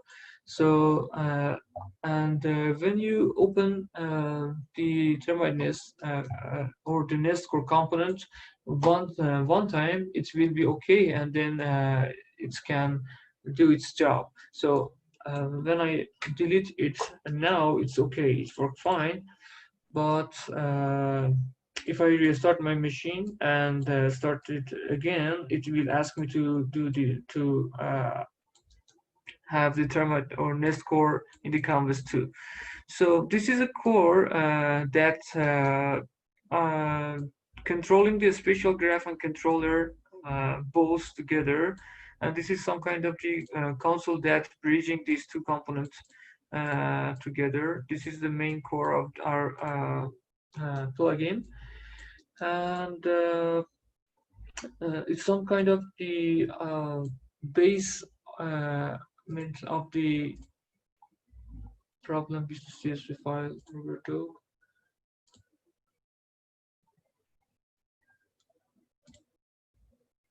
We send the CSV file, which is I uploaded. Have problem?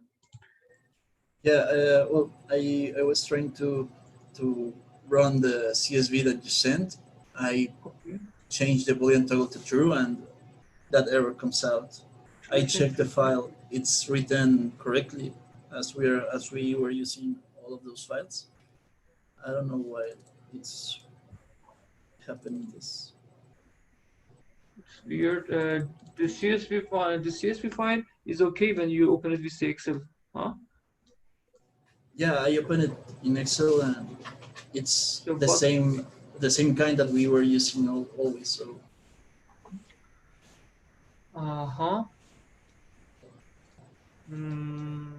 But I don't want to interrupt you. Just go on, don't worry. No. Okay. Could you just refresh your Grasshopper with F5 to see what's happened? Yeah, of course. Okay, I'm recomputing right now, but it does the same. It does the same. It's not different. Yeah, it's not different. It's weird. Yeah, it's very strange. So, could you just do me a favor? You have the sample file which is embedded with the Grasshopper installation in the Food for Rhino. Let me just download it. Maybe I don't remember how it right now, but I can download it. Yeah. This CSV file is exact as the same that which is there, and I want to check this definition to see whether you have the same error or no.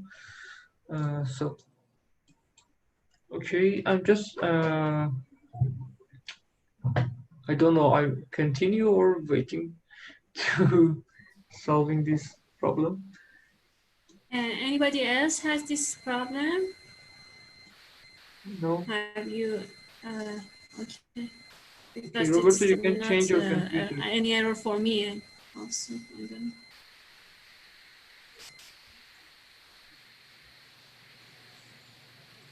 Kamyor said you have another problem. What's your problem, Kamyor?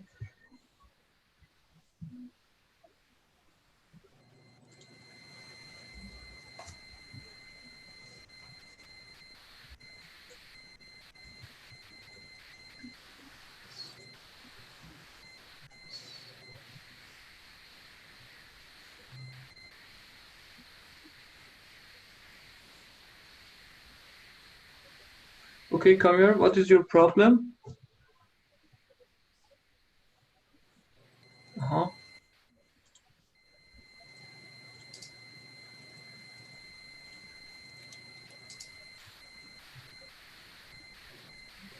So you have a problem with the graph relation. Graph relation. So you use the boundary that is existing in the rhinoceros as the graph bound. Kamyor. Mohammed, it gives me the same error. I just download it again. You just opening the sample file within the file in the for Yeah. Rhino, and you have the same error. Yeah, same error. I don't know. It's weird. So Roberto, please copy the information in the CSV file that is compatible with your CSV reader and test it. Okay. If it's okay. Yes, yes, I'll do it. Yeah, okay. I use the curve as boundary, so this is really come here. It's not really obvious. Please show me the error that you have in the bubble of the complement. I think I know what the problem is with Kamyar, because the boundary is not set. You have to have a curve and set it to boundary. Yes. Yeah, I think you connecting the area list to the graph bound. Yes, graph bound. That should be a curve. It should be a curve. From Rhino, yes. Yeah.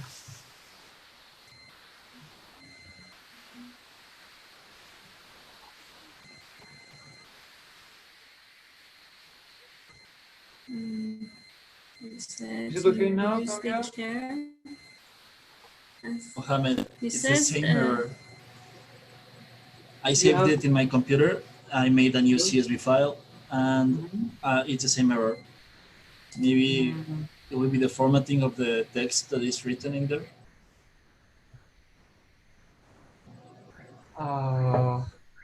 Let me just think about it. What is the problem?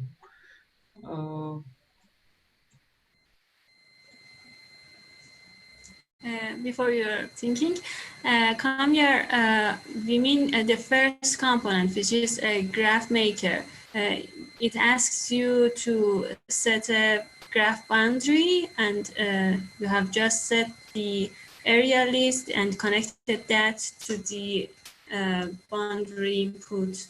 This is the problem. So now I think it's okay for him. So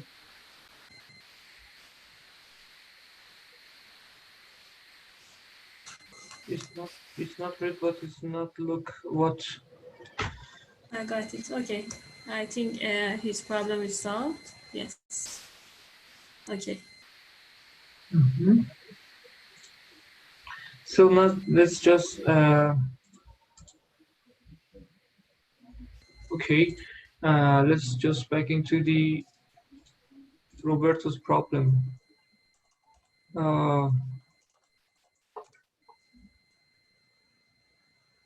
What is this? I missed the Rhino file. It's just it's reasonable now. Could you just no? It's not okay because I have this. I want to check it with the source code, but it's not really related. Okay. If possible, Roberto, if possible, please let's check it after the session. Yeah, of course. That's what. Yeah. I don't want to obstaculize the. Okay, sorry because maybe okay, it takes time now. Yeah. Okay. Yeah, don't worry. I'll stay here for a while after the session. Okay, thank you. If just it is possible, please. You said that you created new CSV file, yeah? Yes, I did that. You copy the data that exists in this CSV file, or you just input it by yourself in the new CSV file? I copy all the information on the CSV that you sent. You just create a new file. Open the previous CSV file that you saw that it's work with Grasshopper, and just trying to input the data by your own to see what's happened. Okay, yeah, I'll do that. Yeah, thank you. So, Mohammed, is it possible to show me the full process per sec? Excuse me. I want to see the Grasshopper process for a second to just show that I did everything right. Yeah, okay, it's fine. So I'm just opening the Rhinoceros example that I uploaded. So we imported the CSV file test relation, which is named as test relation, and we're creating the graph and using. Oh, I think you said this line make come you're in the wrong situation. So I select this curve and use it as a graph bound and create a graph network. So, and setting the text height to see the indexes and the and set my zero space as the start point index. And then I created the space syntax graph within this boundary, which is here. I set it there, and using the selected tree, which is comes from the graph tree, calculating this space syntax graph. So is it clear now? Okay. Yeah, thank you. Fine. I'm just talking about the Termite-Nest core, and I just want to mention that if you trying to do it from scratch, and you saw the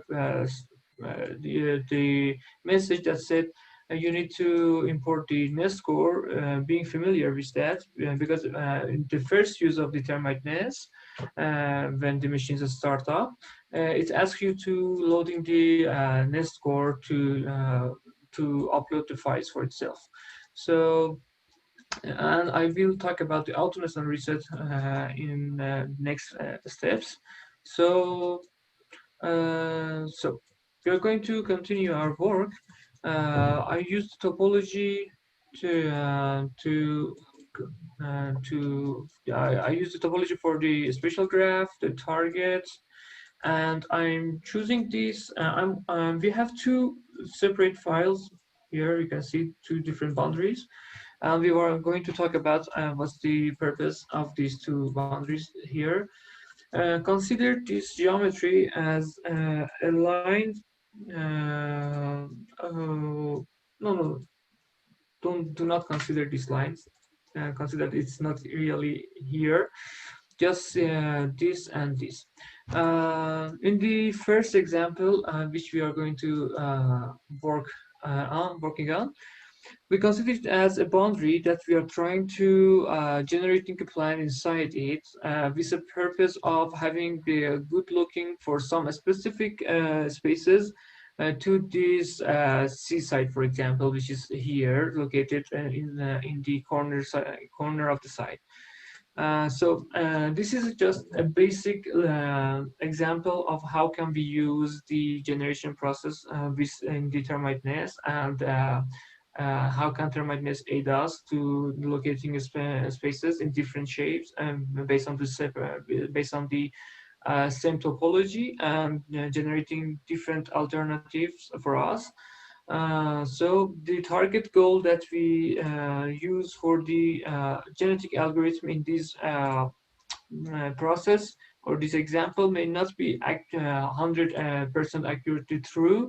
I just say it because of the target goals of having a best or good view to this site. We're just using the distance, but if we want to do this exactly, we need to do is with the iso-vis component, but we don't want to make it really complicated. We just want to say that how you can reaching goals and set it to your and set it for the Termite-Nest to do a lot of alternative for you, to generate different alternative for you.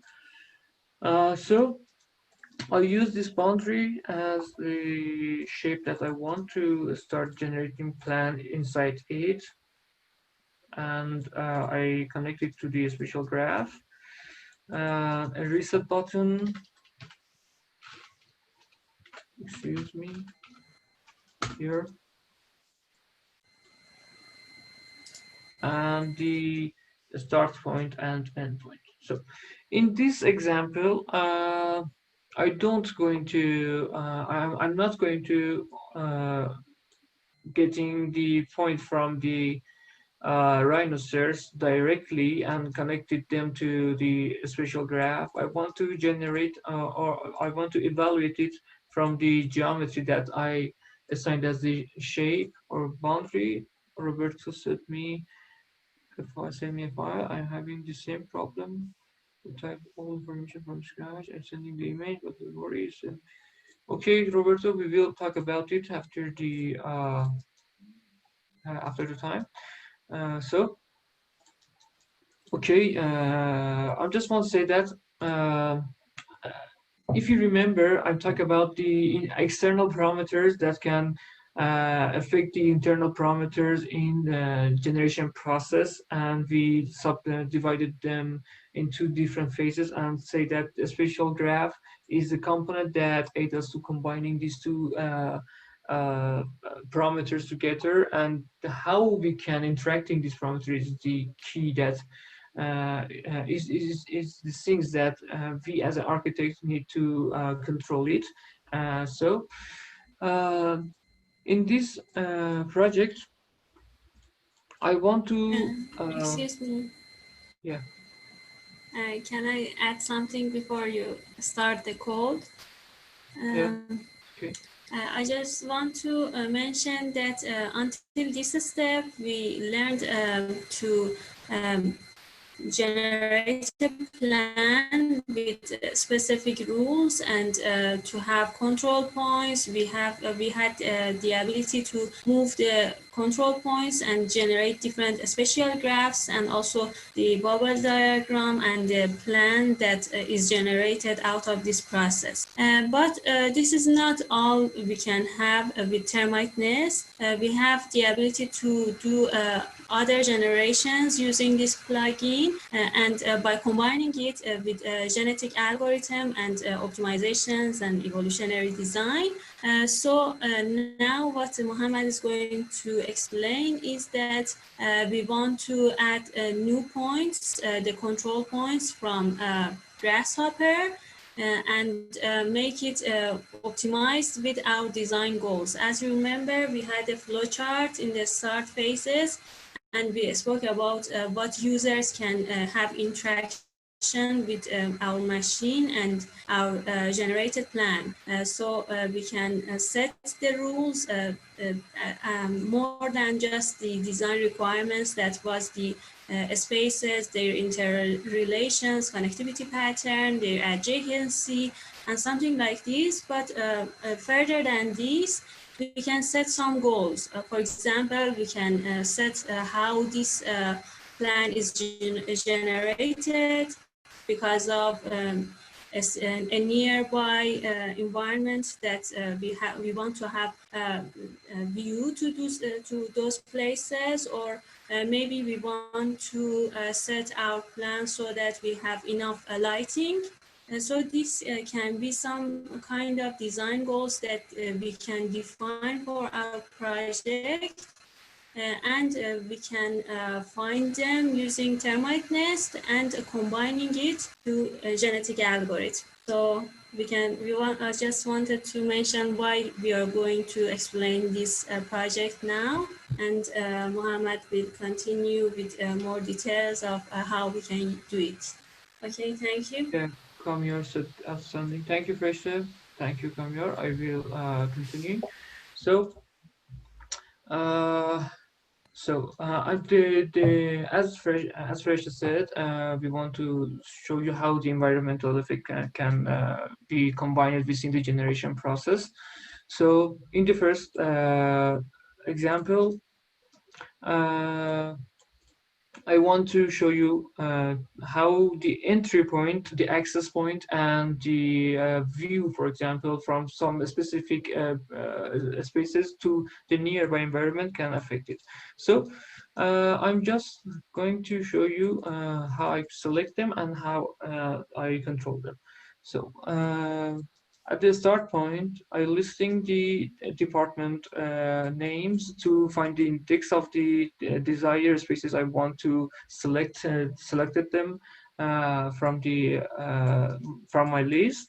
So I want to choose bedrooms and assign them to be in a place nearby these two edges to have the better view and looking to the seaside, which is we imagine it is here.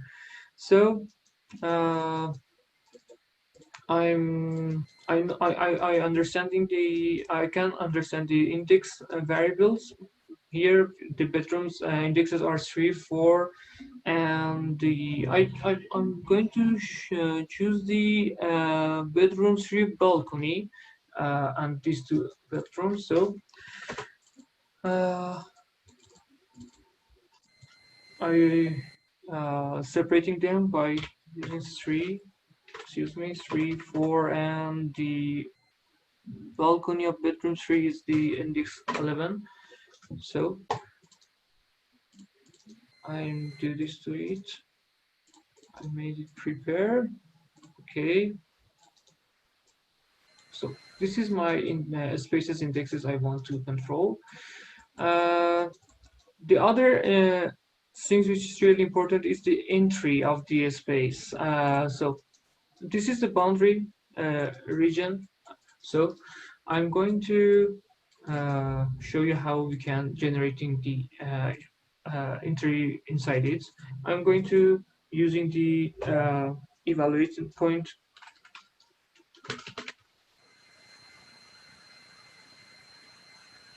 So when I use the surface evaluation, it allowed me to defining a point inside the boundary, which I used as the region I want to design the plan inside it. So I use the construct point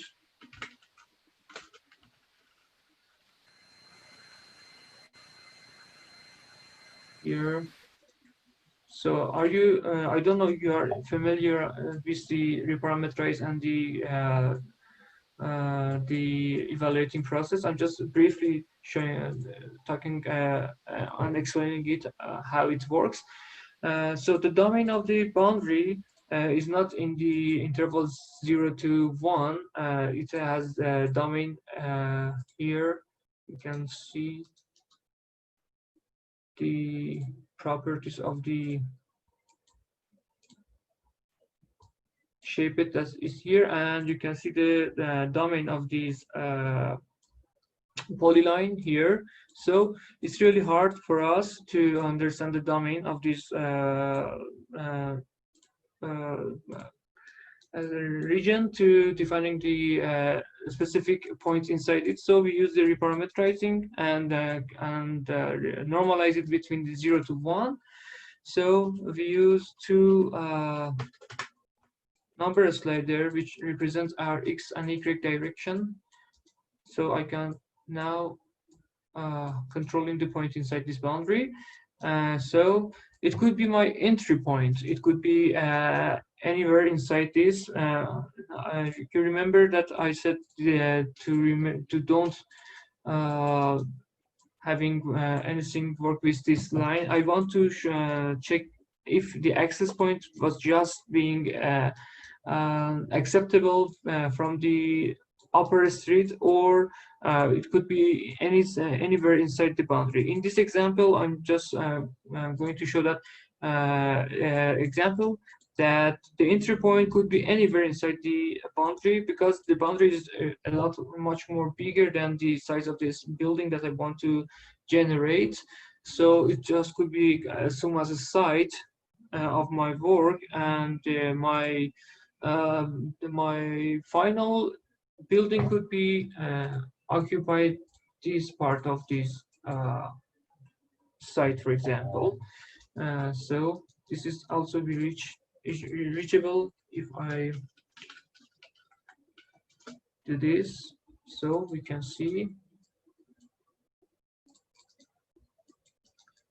my total required space is 250, while the area of the site that I have is 6 0.09 or 609 meter square. So it's not really a problem, but it's bring me and it have a point within itself that it shows me that the building that I'm trying to generate inside this boundary could be varied based on the different form of spatial formation, because there are lots of fluency and tunability for spaces to separate inside this vast area. So I am trying to locating the interpoint here. So the next thing which is needable for us is to assigning these in spaces which they are the index of them to be near to these edges. So I'm using the boundary site region again.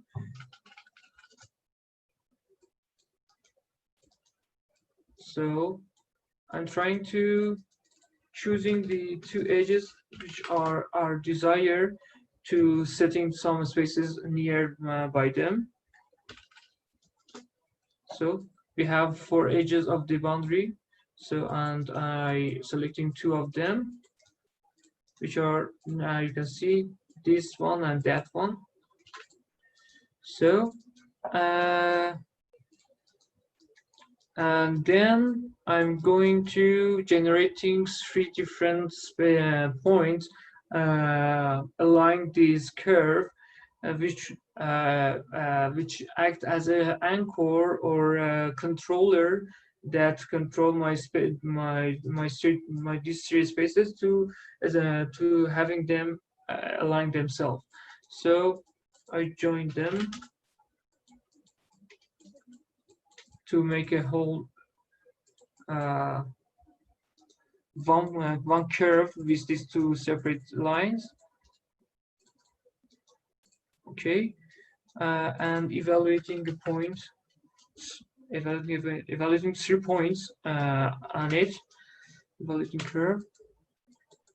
So I use the parameters again. So we need 3 different slider which represent the location of the point upon this line.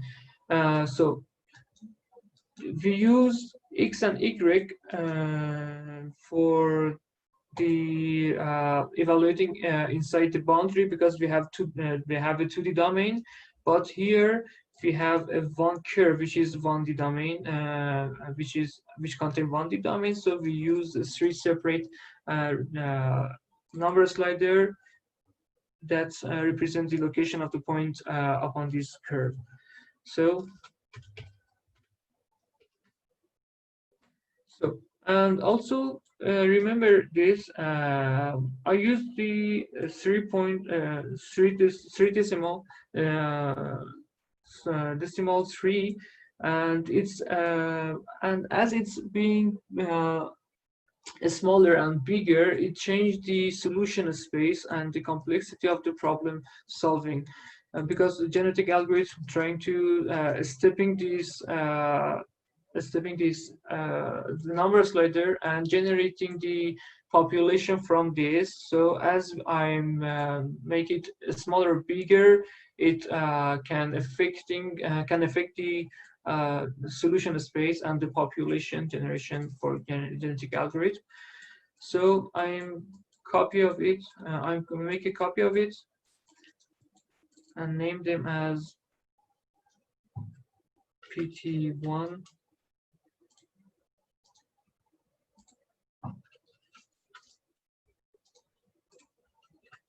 and PT3.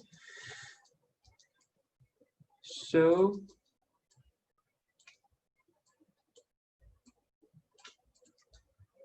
here is it.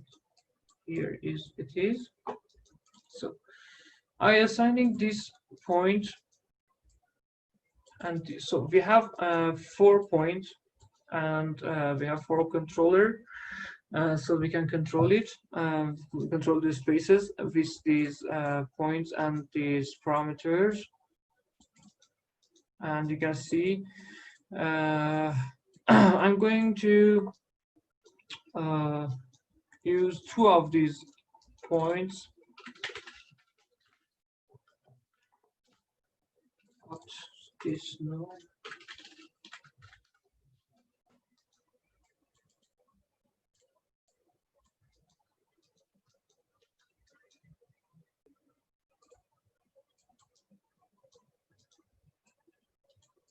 Here and another rest one here. Another one from I got another one here. So I set the entry as this point and the controller for the three other department, two with the controller and one with the endpoint, which is provided here. So the index number I'm going to use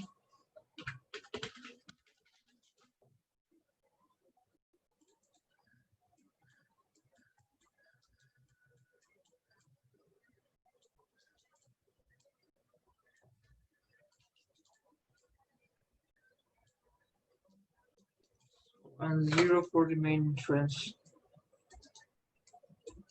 So it's okay. I'm putting the threshold, for example, 250 for the controller. The next things we need. So now we can see that my controller, which control my spatial separations, or comes from the region boundary, which are could be controlled by the Grasshopper environment and genetic algorithm. So the next parameter which is needed is the department area. So iteration steps and signal. So here it is. So I set it to the result. Okay.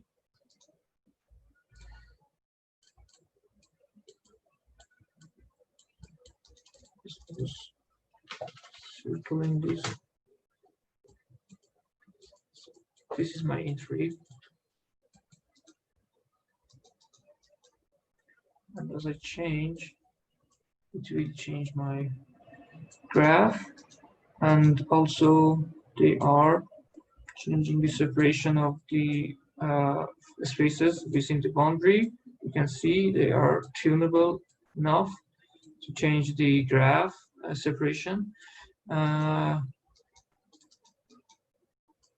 also you don't have any changes when I, okay, because of that.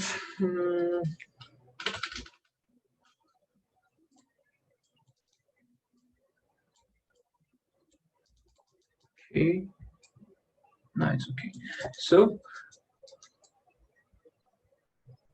nice work. So, is there any question until this step? Everything is clear, everyone? Or Everything is clear so far. excuse me? Well, for me it's clear. I don't know the other guys. Yeah, clear. Okay, so let's move in. Let's move on. Or move in or move on. I don't know. Move on. Move on. Okay, let's continue. Yeah, Carl says, can you just zoom on the screen for a moment? Yeah. Where exactly you have problem, Carl?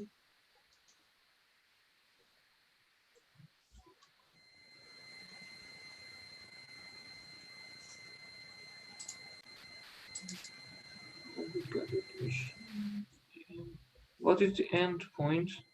Okay, come here. I saw that you are not with us the yesterday. Am I right? Okay, so the start point and end point I couldn't. Okay, so it's fine. Okay, so a start point and end points, which are provided within the spatial graph, are the point locations that aid us to controlling the graph separation within the boundary.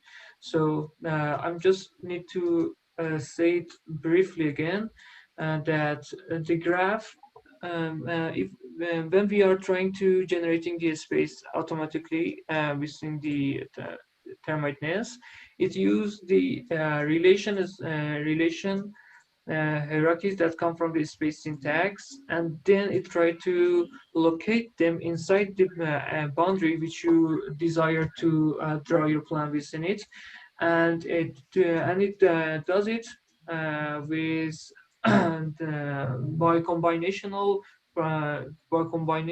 by combining the internal parameter that comes from the space syntax analysis that we consider as the internal parameters, which is named as the relation between the spaces, and the external parameters, which could be this geometry of the shape of the geometry, the environmental symbols, the environmental things or other things, neighbors, which could be effective in our form generation and plan generation.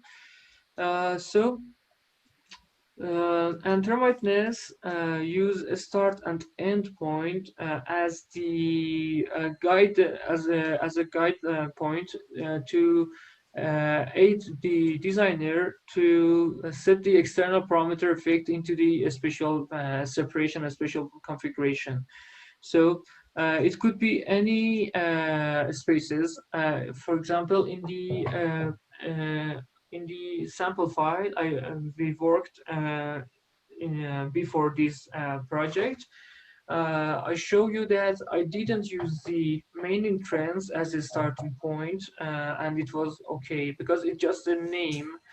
When we use a start point, it could be the first space that we are trying to draw the boundary or drawing the space from, or it just could be used as a controller or the point that attract one of the spaces in our list, but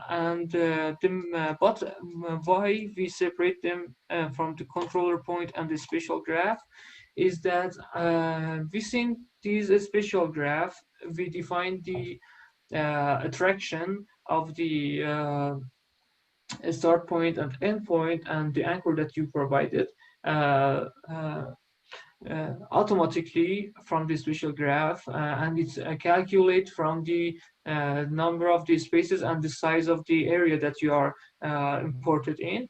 But the controller works separately. It has a threshold which is worked by the user, and it's much more user defined way to controlling these spaces. So and I think I explained it enough. And but if it's still unclear, please tell me to explain it a little more. Is it okay, Camila? And also, I can add something that we will provide the completed code, and participants can also check it even after session. If they have any questions, they can ask even tomorrow if they need help. Yeah, it's okay. We will uploading the sample file for you, and you can check in the definitions by your own. So, here, okay, I think it helps if I the steps of the graph creation.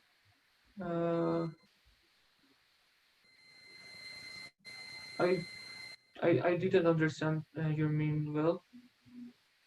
Okay. I think they're saying that by having the code instead of themselves, they can find the steps and Okay. maybe review the session because the recordings are always also available. It can be accessible maybe 3 or 4 hours later, and I will send the links to the recordings to you all.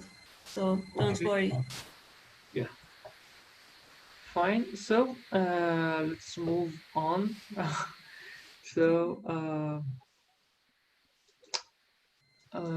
we define our controller points and we set it for the special graph. Now special graph can understand what you ask it to do.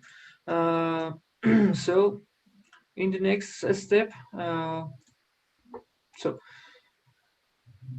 so here is the another point we can talk about is we said that we trying to separating the design process in different in 3 phases. So and the phase 1 analysis, the phase 2 generation, and the phase 3 as the evaluation. So this is a phase 2 that we are talking about, and we are trying to generate. This phase also could be subtracted in 2 main categories or 2 main steps. For example, I can use the bubble diagram here. Where is the drawable? It's really far. Okay.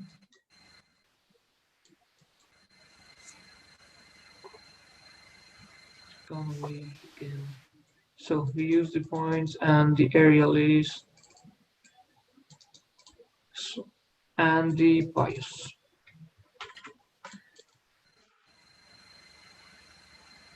So again, when I trying to generating the when I trying to create the bias parameter, maybe it's be good to talk about the bias again. It's a question for many of our participants and other guys who use Termite-Nest. What exactly bias do? Let me just connect it and say about it again. So okay, we have yeah, we have 12 number of spaces. You set it from 0. Okay, so as you can see, we have the barbell diagram, which is not really good. So I'm trying to set the bias to 0.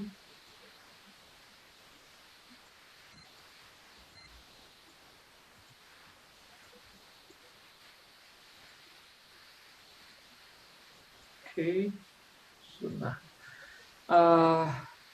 what bias exactly there is? You see, this species does not have any.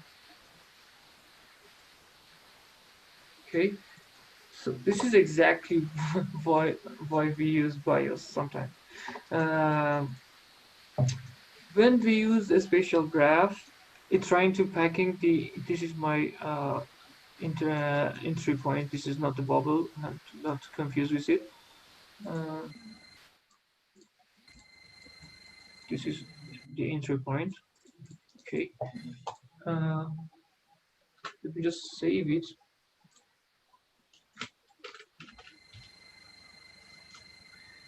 So,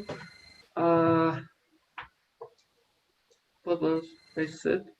Yeah, I'm talking about the bias. The bias is the parameter that controlling the area of the spaces after the separation of the spaces within the boundary. The whole process of the Termite-Nest and the algorithm which these plugins work based on is clarified in by now. So I hope you all being familiar with becomes familiar with the process that Termite-Nest work and how it separate how it analyze the spatial relation, how it separate them into the bound inside the boundary, and how it's trying to create the geometry for each space. the bubble diagram, which is here, is considered as a convex shape of the spaces that we named and want to have in our plan. So in the bubble diagram, this component trying to creating the convex shape geometry, something like the soap bubbles are interacting or which are adjacent together, and each of them have a specific size or volume. So by changing the position of one of them, the size of the area for them could be changed, because the pressure of the spaces from near together will change. Let me just show it here. Consider 3 spaces as nodes here.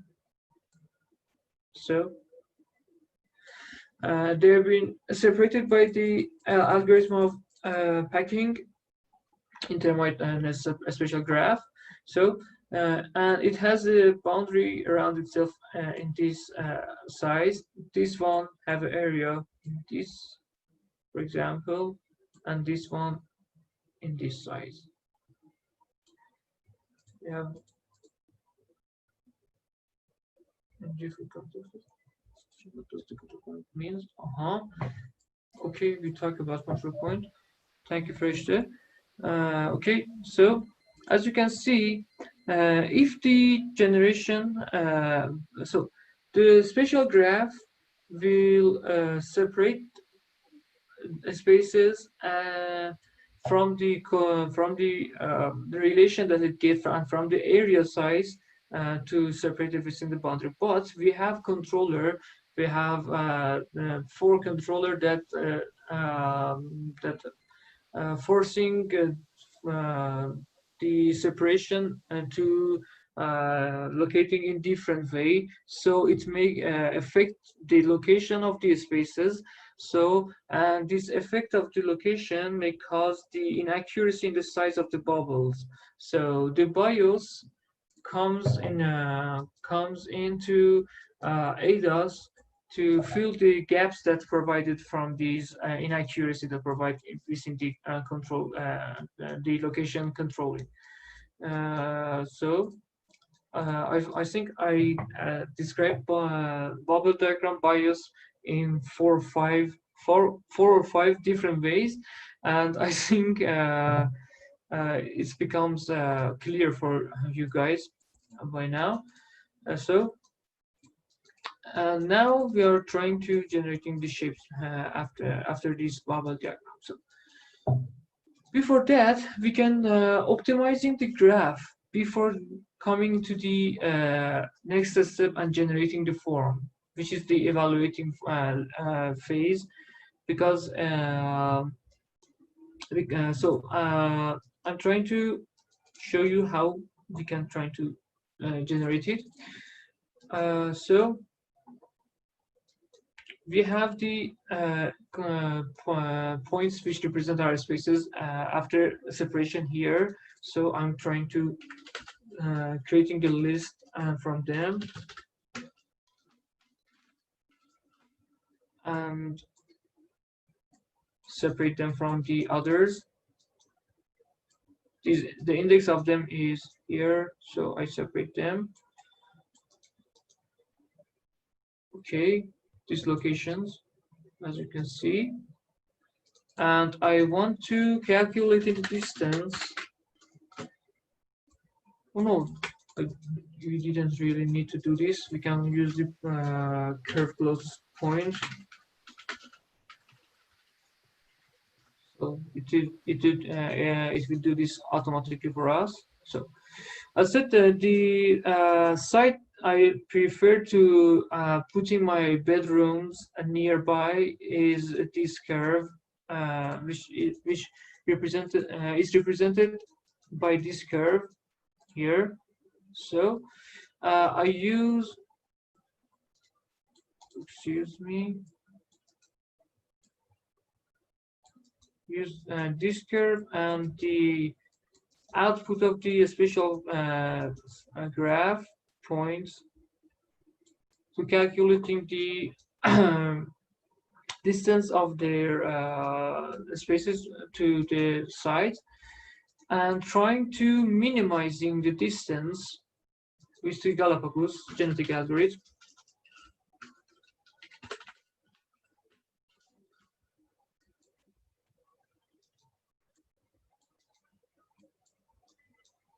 And using these parameters,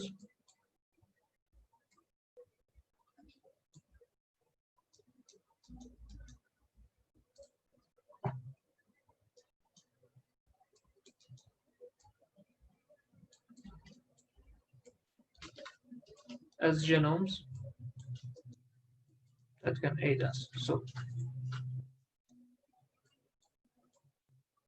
I didn't connect the entry point here. I just want to consider that if the entry point is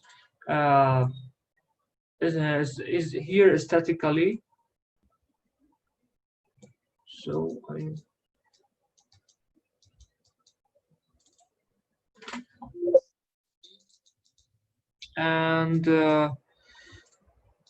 want to show you how it works. I'm going to show you. Yeah. So here is the evolution process that we talked, and how the Galapagos work.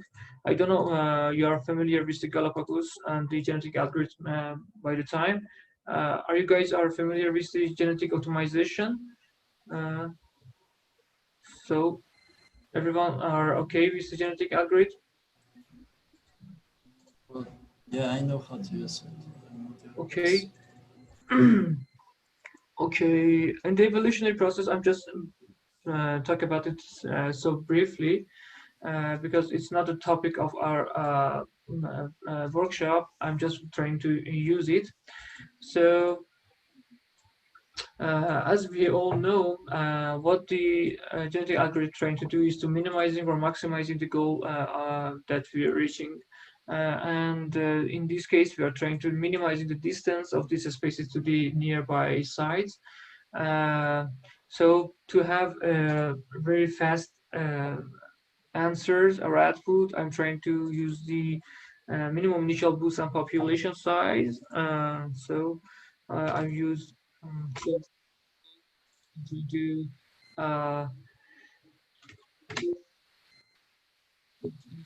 10 in the first iteration. So okay, let's just okay it, saving the setting, and then we're going to show you here.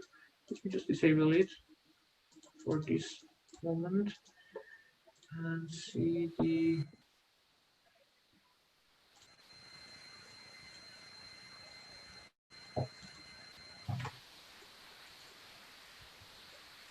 okay.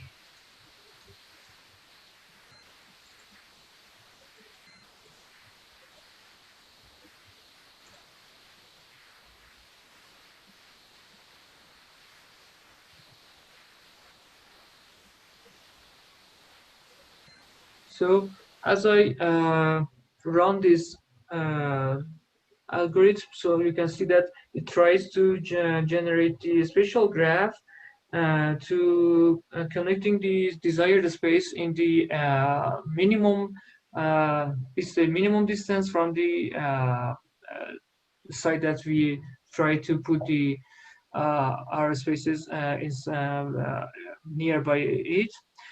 So I'm just trying to show you how it works in this sample. The complete task is in the file that I will upload for you.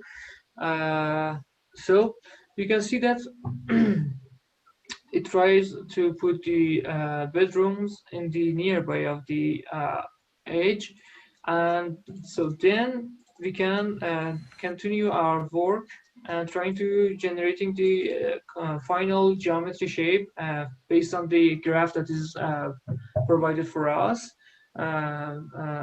which is manipulated by the genetic algorithm. So then I'm trying to make a geometry, final geometry.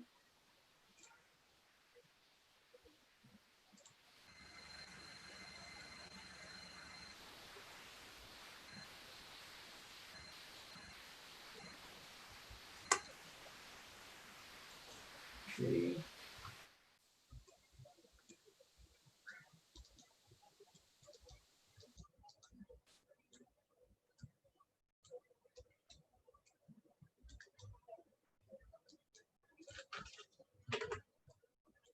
So the distance parameter here is to represent the distance of the final layout from the origin file that you imported as bubble diagram.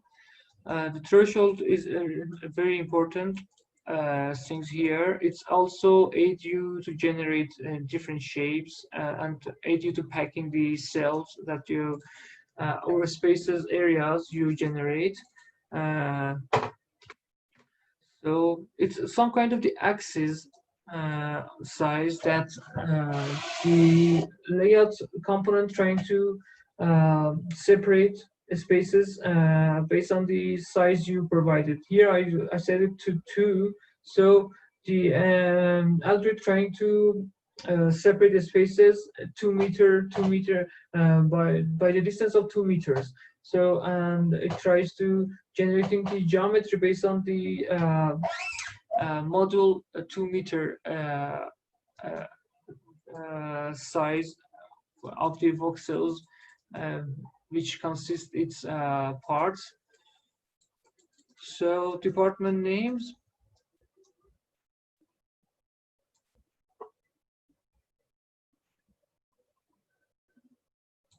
And the text type. So we just need to connecting the Boolean toggle to make it true. And here it is. So the text is really big.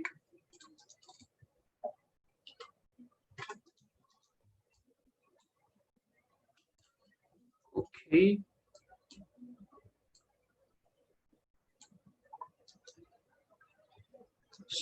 So this is not really a good output because the graph the evolution was not work correctly.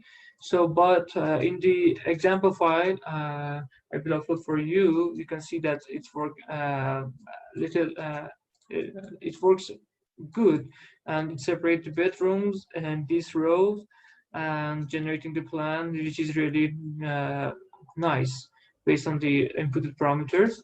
So, and after that, here we have the layouts, and maybe our layout size is not accurate, which Roberto was asked about the size of the area yesterday, and also Freshte has answered to it in the definition example in the morning, and she talked about the genetic algorithm that aid us to finding the right bias value. So here we can do the same to calculating the difference between the area which is provided by the layout component here.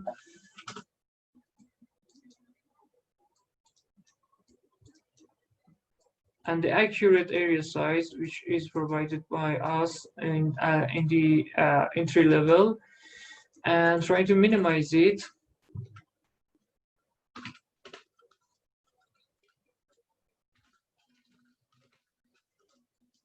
Excuse me, I missed the, here it is. And try to minimize it.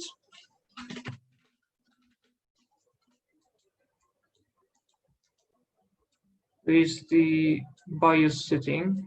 and generating different geometry shapes. And also the threshold is really important in here. See that if when I change the threshold, it changed the geometry shape of the boundaries, the space layouts geometry shape, and as I make it smaller,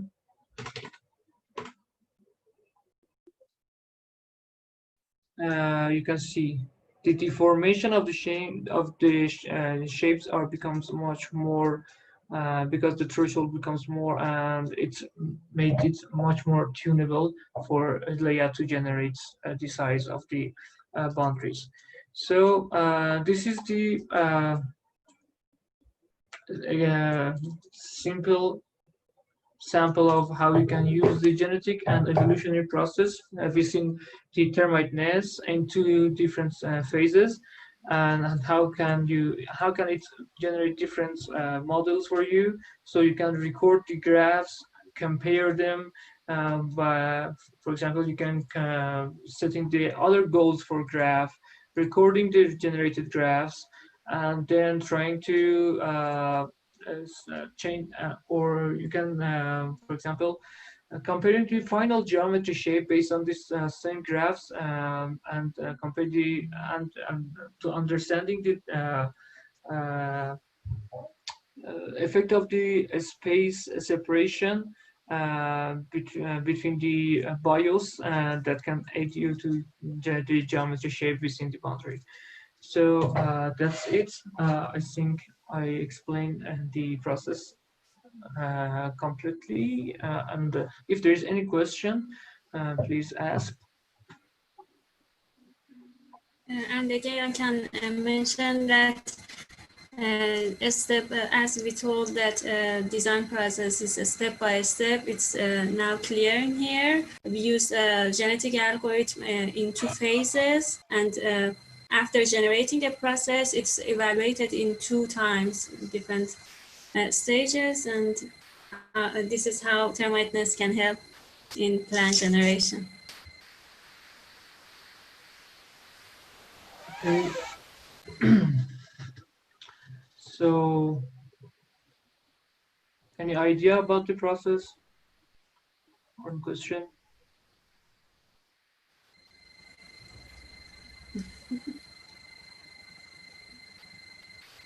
Any question? Is it clear, or you have any questions or idea or feedback? Yeah, Roberto, I think you want to say something. Well, I have so many questions because this is actually the kind of the part of the process that I'm interested in.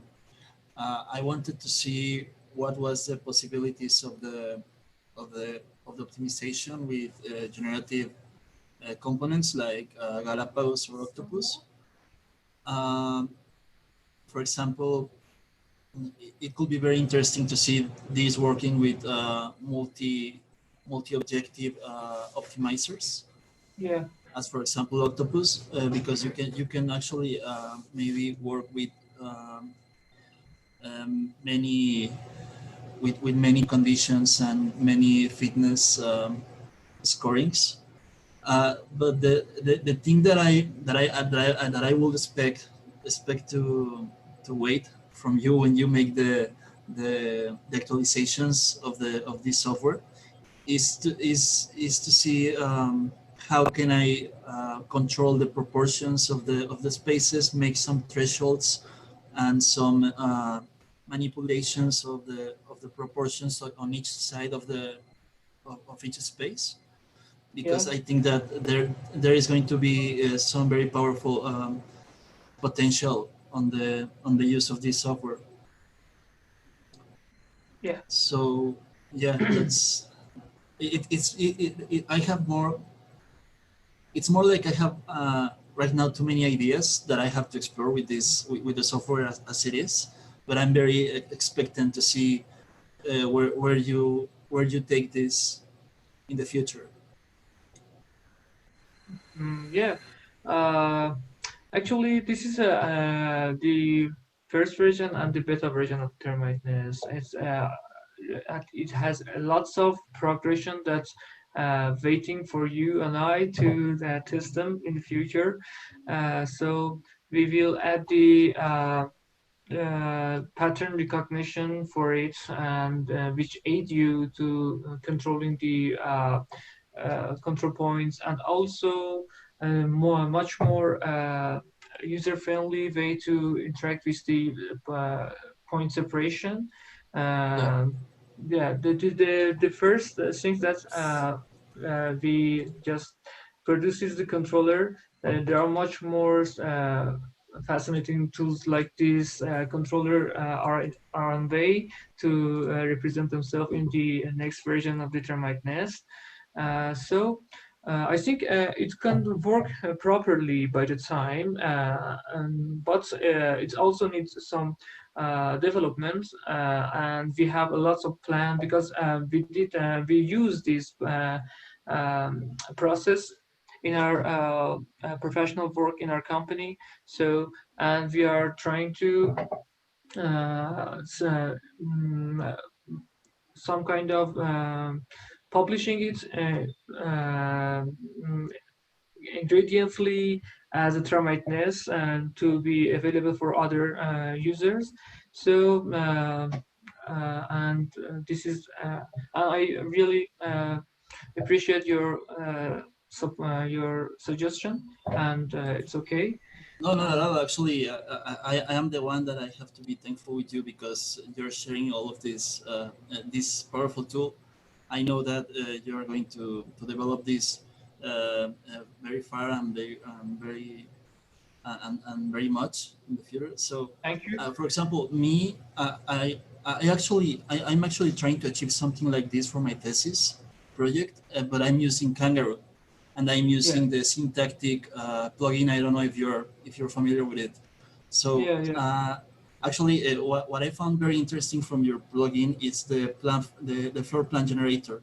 I wanted to see how it worked, and maybe if not using yours because maybe my methodology and my workflow is not as compatible with the way it's working right now, your plugin. Maybe I can see some ways to achieve that, but the way it's working right now, actually with the controller component, gives a lot of potential in the creation. So I think that I'm going to use it a lot for my thesis project. Okay. It's my pleasure. And if you have any idea or anything that you think could be great, make it greater. I will be glad to have your comments. And if you have if you need some support for your thesis, you said it's about the same topic. We can talk about it much more. And any other question or any other idea about the process? And Mohammed, please upload this file because participants need to test it and review it after session. If possible, please. It's okay. I will uploading the GH file and the CSV file and the Rhino file, which we do now for the participant, and they can check it out to find the steps exactly.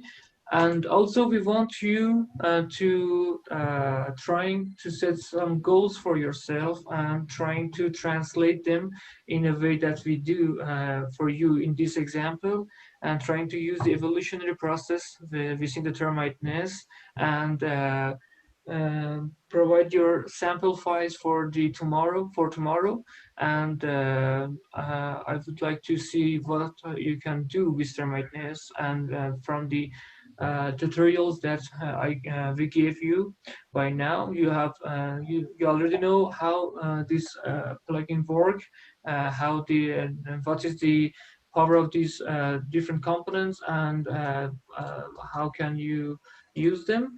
and you know the process and the design process and the subtraction and subdivision and how you can control them by the evolutionary process. So please preparing some project based on the goals that you think you can do with Termite-Nest for tomorrow, and we will aid you in the process if you have any problem or any question.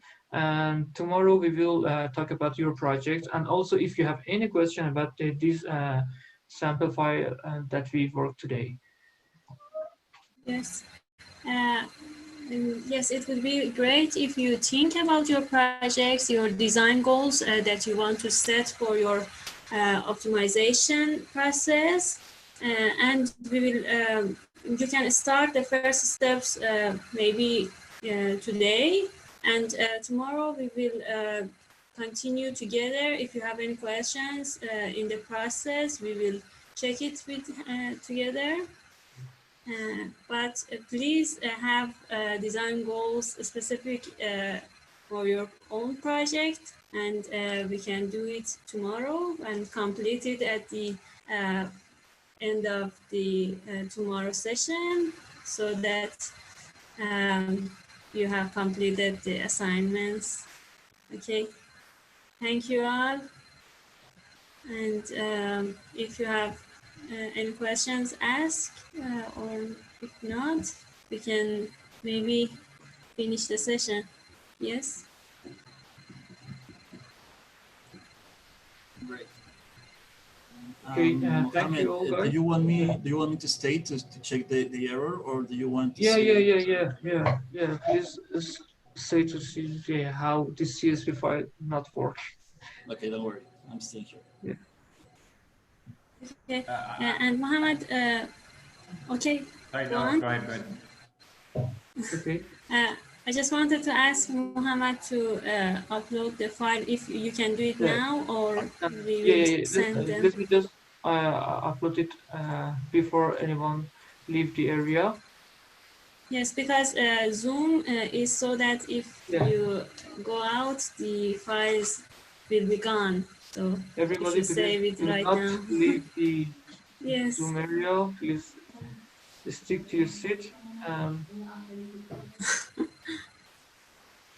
I also wanted to ask you a quick question. I was also getting an error on the previous exercise.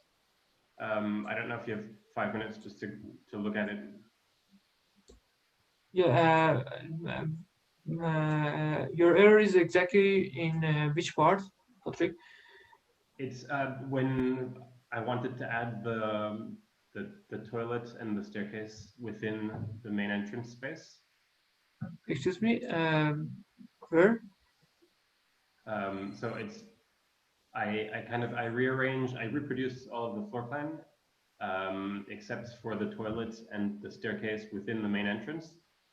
And so when I just wanted to review with you guys how you go about adding those two spaces within the main entrance, because I'm getting an error. You means the phase after we generating the step one, how we can how we're going to add them. Okay. Yes. Yeah. I will show it to you tomorrow if it's okay. Sure. Yeah, it's okay. Okay.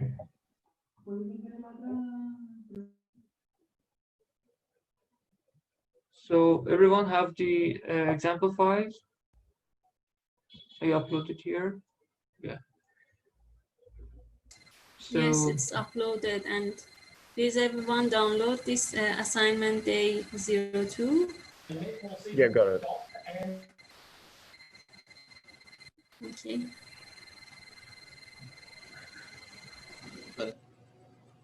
Okay, Roberto. So let's talk about your CSV file. And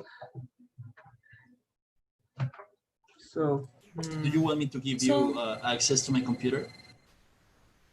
Yeah, it should be okay. Okay, just and also, sorry. Yeah. If other participants do not have any question, they can quit, because the session is finished right now. and we hope to see you tomorrow with your new projects.